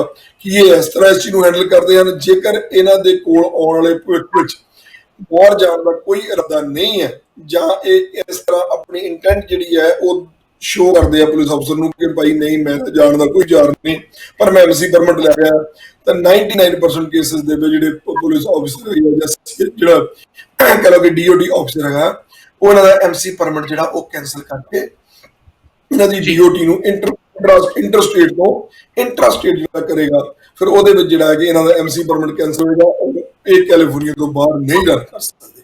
ਸੋ ਜੇਕਰ ਤਾਂ ਇਹਨਾਂ ਦਾ ਗਾਂ ਆਉਣ ਵਾਲੇ ਸਮੇਂ ਦੇ ਵਿੱਚ ਵਿਚਾਰ ਹੈ ਤਾਂ ਇਹ ਪੁਲਿਸ ਵਾਲਿਆਂ ਨੂੰ ਜਾਂ ਜਿਹੜੇ DOT ਆਫਿਸਰ ਹੈਗਾ ਉਹਨੂੰ ਬਕਾਇਦਾ ਇਹਨਾਂ ਨੂੰ ਕਨਵਿੰਸ ਕਰਾਉਣਾ ਪਵੇਗਾ। ਅਦਰਵਾਈਜ਼ ਬਹੁਤ ਜ਼ਿਆਦਾ ਚਾਂਸ ਹਨ ਕਿ ਇਹਨਾਂ ਦੀ ਉਹ ICC ਜਿਹੜੀ ਆ ਉਹਨੂੰ ਕੈਂਸਲ ਕਰਕੇ DOT ਨੂੰ ਜਿਹੜੀ ਉਹ ਇੰਟਰਾਸਟੇਟ ਕਰ ਦੇ ਤਾਂ ਕਿ ਇਹਨਾਂ ਨੂੰ ਬਾਹਰ ਜਾਣ ਦੀ ਜ਼ਰੂਰਤ ਨਹੀਂ ਔਰ ਫਿਰ ਉਸ ਪ੍ਰੋਗਰਾਮ ਦੇ ਵਿੱਚੋਂ ਇਹ ਬਾਹਰ ਨਿਕਲ ਜਾਣ। ਠੀਕ ਹੈ ਸੁਰਿੰਦਰ ਸਿੰਘ ਜੀ, ਉਮੀਦ ਹੈ ਕਿ ਟਾਣਾ ਸਾਹਿਬ ਨੇ ਤੁਹਾਡਾ ਜਿਹੜਾ ਸਵਾਲ ਦਾ ਜਵਾਬ ਹੈ ਬਖੂਬੀ ਦਿੱਤਾ ਹੈਗਾ। ਟਾਣਾ ਸਾਹਿਬ, ਕਿਉਂਕਿ ਸਾਡੇ ਕੋਲ ਸਮਾਂ ਬਹੁਤ ਘੱਟ ਹੈ, ਇੱਕ ਆਖਰੀ ਸਵਾਲ ਮੈਂ ਜ਼ਰੂਰ ਲਵਾਂਗਾ। ਮੈਂ ਚਾਹਾਂਗਾ ਕਿ ਬੜੀ ਛੇਤੀ ਨਾਲ ਤੁਸੀਂ ਇਹਦਾ ਜਵਾਬ ਦਿਓ। ਔਰ ਇਹ ਸਵਾਲ ਜਿਹੜਾ ਹੈਗਾ ਸੈਕਰਮੈਂਟੋ ਤੋਂ ਦਰਸ਼ਨ ਕੰਗ ਪੁੱਛ ਰਹੇ ਨੇ। ਉਹਨਾਂ ਦਾ ਸਵਾਲ ਹੈ ਕਿ ਉਹਨਾਂ ਨੇ ਆਪਣੀ ਕੰਪਨੀ ਦੇ ਪਰਮਿਟਸ ਪਿਛਲੇ ਸਾਲ ਅਪਲਾਈ ਕੀਤੇ ਸਨ ਔਰ ਪੂਰਾ ਪ੍ਰੋਸੈਸ ਵੀ ਕੰਪਲੀਟ ਹੋ ਗਿਆ ਸੀ, ਪਰ ਹਾਲੇ ਤੱਕ ਜਿਹੜਾ ਹੈਗਾ ਉਹਨਾਂ ਕੋਲ ਕੋਈ ਵੀ ਪਰਮਿਟ ਸੀ ਜਿਹੜੀ ਹੈ ਪ੍ਰੋਸੈਸ ਕੰਪਲੀਟ ਨਹੀਂ ਹੋਇਆ। ਪਰ ਉਹ ਚਾਹੁੰਦੇ ਨੇ ਕਿ ਹੁਣ ਉਹਨਾਂ ਨੂੰ ਕੀ ਕਰਨਾ ਚਾਹੀਦਾ, ਕਿ ਉਹਨਾਂ ਨੂੰ ਸਭ ਕੁਝ ਦੁਬਾਰਾ ਤੋਂ ਪਰਮਿਟਸ ਅਪਲਾਈ ਕਰਨਾ ਪਏਗਾ ਜਾਂ ਫਿਰ ਹੋਰ ਇੰਤਜ਼ਾਰ ਕਰਨਾ ਪਏਗਾ? ਨਹੀਂ, ਐਕਚੁਅਲੀ ਦੇਖੋ ਇਸ ਤਰ੍ਹਾਂ ਹੈ ਕਿ ਜਦੋਂ ਤੁਸੀਂ DOT ICC ਨੰਬਰ ਅਪਲਾਈ ਕਰਦੇ ਹੋ ਤਾਂ ਵਿਦਿਨ 60 ਡੇਜ਼ ਜਿਹੜੀ ਹੈਗੀ ਆ ਤੁਹਾਨੂੰ ਇੰਸ਼ੋਰੈਂਸ ਆਪਣੀ ਫਾਈਲ ਕਰਵਾਉਣੀ ਪੈਂਦੀ ਹੈ। ਮੈਨੂੰ ਲੱਗਦਾ ਕਿ ਆਪਣੀ ਇੰਸ਼ੋਰੈਂਸ ਨਹੀਂ ਫਾਈਲ ਕਰਵਾਈ, ਸੋ ਜੇਕਰ ਸਾਡੇ ਲਾਸਟ ਈਅਰ ਇਹਨਾਂ ਨੇ ਕਿਹਾ ਤਾਂ ਮੋਸਟ ਪ੍ਰੋਬਬਲੀ ਜਿਹੜੀ ਇਹਨਾਂ ਦੀ DOT ਨੰਬਰ ਜਿਹੜਾ ICC ਨੰਬਰ ਆ ਉਹਦੀ ਐਪਲੀਕੇਸ਼ਨ ਜਿਹੜੀ ਆ ਉਹ ਮੋਸਟ ਪ੍ਰੋਬਬਲੀ ਡਿਸਮਿਸ ਹੋ ਚੁੱਕੀ ਹੋਵੇਗੀ। ਜੇਕਰ ਉਹਦੇ ਵਿੱਚ 1 ਸਾਲ ਤੋਂ ਉੱਪਰ ਸਮਾਂ ਹੋ ਚੁੱਕਾ ਹੈ ਤਾਂ ਫਿਰ ਦੁਬਾਰਾ ਜਿਹੜੀ $300 ਫੀਸ ਅਸੀਂ MC ਪਰਮਿਟ ਦਿੰਦੇ ਆ ਉਹ ਇਹਨਾਂ ਨੂੰ ਦੁਬਾਰਾ ਫਾਈਲ ਕਰਨੀ ਪਵੇਗੀ। ਜੇਕਰ 1 ਸਾਲ ਤੋਂ ਘੱਟ ਦਾ ਸਮਾਂ ਹੋਇਆ ਆਪਕੇ 11 ਜਾਂ 10 ਮਹੀਨੇ ਤੇ ਇਹ ਰਿਕੁਐਸਟ ਕਰ ਸਕਦੇ ਹਨ ਉਹਨਾਂ ਨੂੰ ਉਹਨੂੰ ਅਸੀਂ ਕਹਿੰਦੇ ਆ ਅਨਡਿਸਮਿਸਲ ਆਫ ਯੂਰ ਐਪਲੀਕੇਸ਼ਨ। ਉਹਦੇ ਵਿੱਚ ਫੈਡਰਲ ਮੋਟਰ ਕੈਰੀਅਰ ਨੂੰ ਇਹ ਰਿਕੁਐਸਟ ਕਰ ਸਕਦੇ ਆ ਕਿ ਮੇਰੀ ਜਿਹੜੀ ਐਪਲੀਕੇਸ਼ਨ ਤੁਸੀਂ ਡਿਸਮਿਸ ਕੀਤੀ ਆ ਉਹਨੂੰ ਅਨਡਿਸਮਿਸ ਕੀਤਾ ਜਾਵੇ। ਕਈ ਵਾਰ ਉਹ ਜੇਕਰ 1 ਸਾਲ ਤੋਂ ਘੱਟ ਦਾ ਸਮਾਂ ਹੈ ਤਾਂ ਅਕਸਰ ਅਨਡਿਸਮਿਸ ਕਰਕੇ ਉਹਦਾ $300 ਅਸੀਂ ਇਹਨਾਂ ਦੀ ਫੀਸ ਪੇ ਕੀਤੀ ਹੁੰਦੀ ਆ ਉਹਨੂੰ ਉਹ ਬਹਾਲ ਕਰ ਦਿੰਦੇ ਆ ਔਰ ਬਹਾਲ ਕਰਨ ਤੋਂ ਬਾਅਦ ਤੁਸੀਂ ਆਪਣੀ ਇੰਸ਼ੋਰੈਂਸ ਫਾਈਲ ਕਰਵਾ ਕੇ ਤੇ ਤੁਹਾਡਾ ਜਿਹੜਾ ਪਰਮਿਟ ਆ ਉਹ ਐਕਟਿਵ ਹੋ ਜਾਂਦਾ ਔਰ ਤੁਸੀਂ ਆਪਣੇ ਪਰਮਿਟ ਚਲਾ ਸਕਦੇ ਹੋ। ਪਰ ਜੇਕਰ ਉਸ ਚੀਜ਼ ਨੂੰ 1 ਸਾਲ ਤੋਂ ਉੱਪਰ ਹੋ ਚੁੱਕਾ ਹੈ, 1 ਸਾਲ ਅਗਰ 1 ਦਿਨ ਵੀ ਉੱਪਰ ਹੋ ਚੁੱਕਾ ਤਾਂ $300 ਤੁਹਾਨੂੰ ਦੁਬਾਰਾ ਪੇ ਕਰਨਾ ਪਏਗਾ। ਤੁਹਾਡੀ ਜਿਹੜੀ ਐਪਲੀਕੇਸ਼ਨ ਆ ਉਹ ਦੁਬਾਰਾ ਪੈਸੇ ਦੇਣ ਤੋਂ ਬਾਅਦ ਬਹਾਲ ਹੋਏਗੀ। ਤੁਹਾਨੂੰ ਪੈਸੇ ਦਾ ਕ੍ਰੈਡਿਟ ਜਿਹੜਾ ਉਹ ਨਹੀਂ ਮਿਲੇਗਾ। ਪਰ ਹਾਂ, ਬੇਸ਼ੱਕ ਤੁਸੀਂ ਸਾਲ ਬਾਅਦ ਆਪਣਾ ਦੁਬਾਰਾ ਸ਼ੁਰੂ ਕਰਵਾਓ ਜਾਂ 5 ਸਾਲ ਬਾਅਦ ਸ਼ੁਰੂ ਕਰਵਾਓ, ਤੁਹਾਡੇ DOT ਨੰਬਰ ਔਰ MC ਨੰਬਰ ਜਿਹੜੇ ਆ ਉਹ ਸੇਮ ਰਹਿਣਗੇ। ਤੁਹਾਡੇ ਪਰਮਿਟ ਜਿਹੜੇ ਨੰਬਰ ਆ ਉਹਨਾਂ ਨੂੰ ਕੋਈ ਫਰਕ ਨਹੀਂ ਪਏਗਾ, ਨੰਬਰ ਵੀ ਸੇਮ ਰਹਿਣਗੇ। ਪਰ ਪੈਸੇ ਜਿਹੜੇ ਆ ਤੁਹਾਨੂੰ 1 ਸਾਲ ਬਾਅਦ $300 ਆ ਉਹ ਦੁਬਾਰਾ ਦੇਣਾ ਪੈ ਸਕਦਾ ਹੈ। ਬਾਕੀ ਜੇਕਰ ਕਹ ਲਓ ਕਿ ਇਹਨਾਂ ਦਾ ਇਫਟਾ ਵਗੈਰਾ ਇਹਨਾਂ ਨੇ ਪਹਿਲਾਂ ਲਿਆ ਹੈਗਾ ਜਾਂ ਹੋਰ ਪਰਮਿਟ ਬਾਕੀ ਲਏ ਹੈਗੇ ਤਾਂ ਉਹਨਾਂ ਦਾ ਪਹਿਲਾਂ ਸਟੇਟਸ ਚੈੱਕ ਕਰਨਾ ਇਹਨਾਂ ਵਾਸਤੇ ਜ਼ਰੂਰੀ ਹੈ ਕਿ ਉਹ ਕਿਸ ਸਟੇਟਸ ਵਿੱਚ ਹਨ। ਜੇਕਰ ਉਹ ਤੁਸੀਂ ਗੁੱਡ ਸਟੇਟਸ ਵਿੱਚ ਉਹਨਾਂ ਨੂੰ ਬੰਦ ਕਰਵਾਇਆ ਤਾਂ ਫਿਰ ਉਹਨੂੰ ਦੁਬਾਰਾ ਓਪਨ ਕਰਵਾਉਣਾ ਪਏਗਾ। ਅਗਰ ਉਹ ਗੁੱਡ ਸਟੇਟਸ ਵਿੱਚ ਬੰਦ ਨਹੀਂ ਹੋਏ ਤਾਂ ਫਿਰ ਉਹ ਨਾਰਮਲੀ ਸਾਰੇ ਸਸਪੈਂਡ ਜਾਂ ਡਿਸਮਿਸ ਹੋ ਚੁੱਕੇ ਹੋਣਗੇ। ਇਹਨਾਂ ਨੂੰ ਅਲੱਗ-ਅਲੱਗ ਡਿਪਾਰਟਮੈਂਟਸ ਦੇ ਨਾਲ ਗੱਲ ਕਰਕੇ ਇਫਟਾ ਦੇ ਨਾਲ ਜਾਂ ਜਿਹੜੇ ਹੋਰ ਪਰਮਿਟ ਡਿਪਾਰਟਮੈਂਟਸ ਹੈਗੇ ਆ ਉਹਨਾਂ ਨਾਲ ਕਰਕੇ ਜਿਹੜੀਆਂ ਵੀ ਉਹਨਾਂ ਦੀਆਂ ਫਾਈਲਿੰਗਸ ਹੈਗੀਆਂ ਆ, ਕੁਆਟਰਲੀ ਫਾਈਲਿੰਗ ਜਾਂ ਐਨੂਅਲ ਫਾਈਲਿੰਗ ਜਿਹੜੀਆਂ ਹੈਗੀਆਂ, ਜੇਕਰ ਕੋਈ ਡਿਊ ਆ ਇਹਨਾਂ ਨੂੰ ਆਪਣੀਆਂ ਉਹ ਫਾਈਲਿੰਗਸ ਕਰਕੇ ਉਸ ਤੋਂ ਬਾਅਦ ਦੁਬਾਰਾ ਆਪਣੇ ਜਿਹੜੇ ਪਰਮਿਟ ਆ ਉਹ ਰੀਇਨਸਟੇਟ ਕਰਾਉਣੇ ਪੈਣਗੇ। ਮੋਸਟਲੀ ਸਾਰੇ ਪਰਮਿਟ ਜਿਹੜੇ ਆ ਉਹਨਾਂ ਦੇ ਨੰਬਰ ਜਿਹੜੇ ਆ ਉਹ ਸੇਮ ਰਹਿੰਦੇ ਹਨ, ਤੁਹਾਡੇ ਪਰਮਿਟ ਉਹੀ ਬਹਾਲ ਹੁੰਦੇ ਹਨ, ਪਰ ਤੁਹਾਨੂੰ ਬਕਾਇਦਾ ਉਹਨਾਂ ਦੀ ਬਹਾਲਗੀ ਦਾ ਜਿਹੜਾ ਉਹ ਦੌਰ ਸ਼ੁਰੂ ਕਰਨਾ ਪਏਗਾ। ਮੇਰੇ ਖਿਆਲ ਨਾਲ ਆਪਣੇ ਏਜੰਟ ਨੂੰ ਇਹਨਾਂ ਨੂੰ ਕਾਲ ਕਰਨੀ ਚਾਹੀਦੀ ਆ। ਉਹਦੇ ਵਿੱਚ ਉਹਨਾਂ ਦਾ ਜਿਹੜਾ ਸਟੇਟਸ ਹੈਗਾ ਉਹ ਜ਼ਰੂਰ ਪਤਾ ਕਰਨਾ ਜ਼ਰੂਰੀ ਹੈ ਕਿ ਸਟੇਟਸ ਜੋ ਵੀ, ਜੇਕਰ ਉਹ ਗੁੱਡ ਸਟੇਟਸ ਵਿੱਚ ਹਨ ਤਾਂ ਉਹ ਐਜ਼ ਇਟ ਇਜ਼ ਦੁਬਾਰਾ ਅਪਲਾਈ ਹੋ ਸਕਦੇ ਆ। ਜੇਕਰ ਉਹ ਬੈਡ ਸਟੇਟਸ ਵਿੱਚ ਹਨ ਤੇ ਕਿਉਂ ਬੈਡ ਸਟੇਟਸ ਵਿੱਚ ਹਨ, ਪਹਿਲਾਂ ਉਹਨਾਂ ਦਾ ਸਟੇਟਸ ਜਿਹੜਾ ਹੈ ਉਹਨੂੰ ਗੁੱਡ ਸਟੇਟਸ ਵਿੱਚ ਲੈ ਕੇ ਆਉਣਾ ਜ਼ਰੂਰੀ ਹੈ। ਉਹਦੇ ਬਾਅਦ ਜੋ ਵੀ ਫਾਰਮੈਲਿਟੀਜ਼ ਹਨ ਉਹ ਪੂਰੀਆਂ ਕਰਨੀਆਂ ਜ਼ਰੂਰੀ ਹਨ। ਉਸ ਤੋਂ ਬਾਅਦ ਉਹਨਾਂ ਦਾ ਪਰਮਿਟ ਇਸ਼ੂ ਹੋਏ। ਠੀਕ ਹੈ ਦਰਸ਼ਨ ਜੀ, ਉਮੀਦ ਹੈ ਕਿ ਤੁਹਾਡੇ ਵੀ ਸਵਾਲ ਦਾ ਜਵਾਬ ਤੁਹਾਨੂੰ ਬਖੂਬੀ ਮਿਲ ਗਿਆ ਹੋਵੇਗਾ। ਸੋ ਫਿਲਹਾਲ ਬਹੁਤ-ਬਹੁਤ ਸ਼ੁਕਰੀਆ ਰਜਿੰਦਰ ਸਿੰਘ ਟਾਂਡਾ ਸਾਹਿਬ ਸਾਡੇ ਨਾਲ ਗੱਲਬਾਤ ਕਰਨ ਦੇ ਲਈ, ਕਿਉਂਕਿ ਅੱਜ ਦਾ ਟੌਪਿਕ ਬੇहद ਖਾਸ ਸੀ। ਸੋ ਬਹੁਤ-ਬਹੁਤ ਸ਼ੁਕਰੀਆ। ਔਰ ਸਾਡੇ ਦਰਸ਼ਕ ਵੀ ਜਿਹੜੇ ਨੇ ਸਾਨੂੰ ਆਪਣਾ ਸਵਾਲ ਭੇਜ ਸਕਦੇ ਨੇ। ਆਪ ਸਾਡਾ ਈਮੇਲ ਪਤਾ ਤੁਸੀਂ ਨੋਟ ਕਰ ਸਕਦੇ ਹੋ। ਈਮੇਲ ਪਤਾ ਹੈਗਾ info@cktimetv.com ਅਤੇ ਸਾਡਾ WhatsApp ਨੰਬਰ ਹੈ, ਤੁਸੀਂ WhatsApp ਨੰਬਰ ਰਾਹੀਂ ਵੀ ਆਪਣੇ ਸਾਨੂੰ ਸਵਾਲ ਭੇਜ ਸਕਦੇ ਹੋ, ਸਾਡੇ ਨਾਲ ਰਾਬਤਾ ਕਾਇਮ ਕਰ ਸਕਦੇ ਹੋ। ਸਾਡਾ WhatsApp ਨੰਬਰ ਹੈ +1 209 275 3038 ਅਤੇ ਮੇਰਾ Facebook ਪੇਜ ਹੈ @bhalinder_official। ਜਾਂਦੇ ਹਾਂ ਇੱਕ ਵਾਰ ਫੇਰ ਰਜਿੰਦਰ ਸਿੰਘ ਟਾਂਡਾ ਸਾਹਿਬ ਤੁਹਾਡਾ ਬਹੁਤ-ਬਹੁਤ ਸ਼ੁਕਰੀਆ। ਧੰਨਵਾਦ। ਤੁਸੀਂ ਵੇਖ ਰਹੇ ਸੀ ਸਾਡਾ ਖਾਸ programme north America trucking show.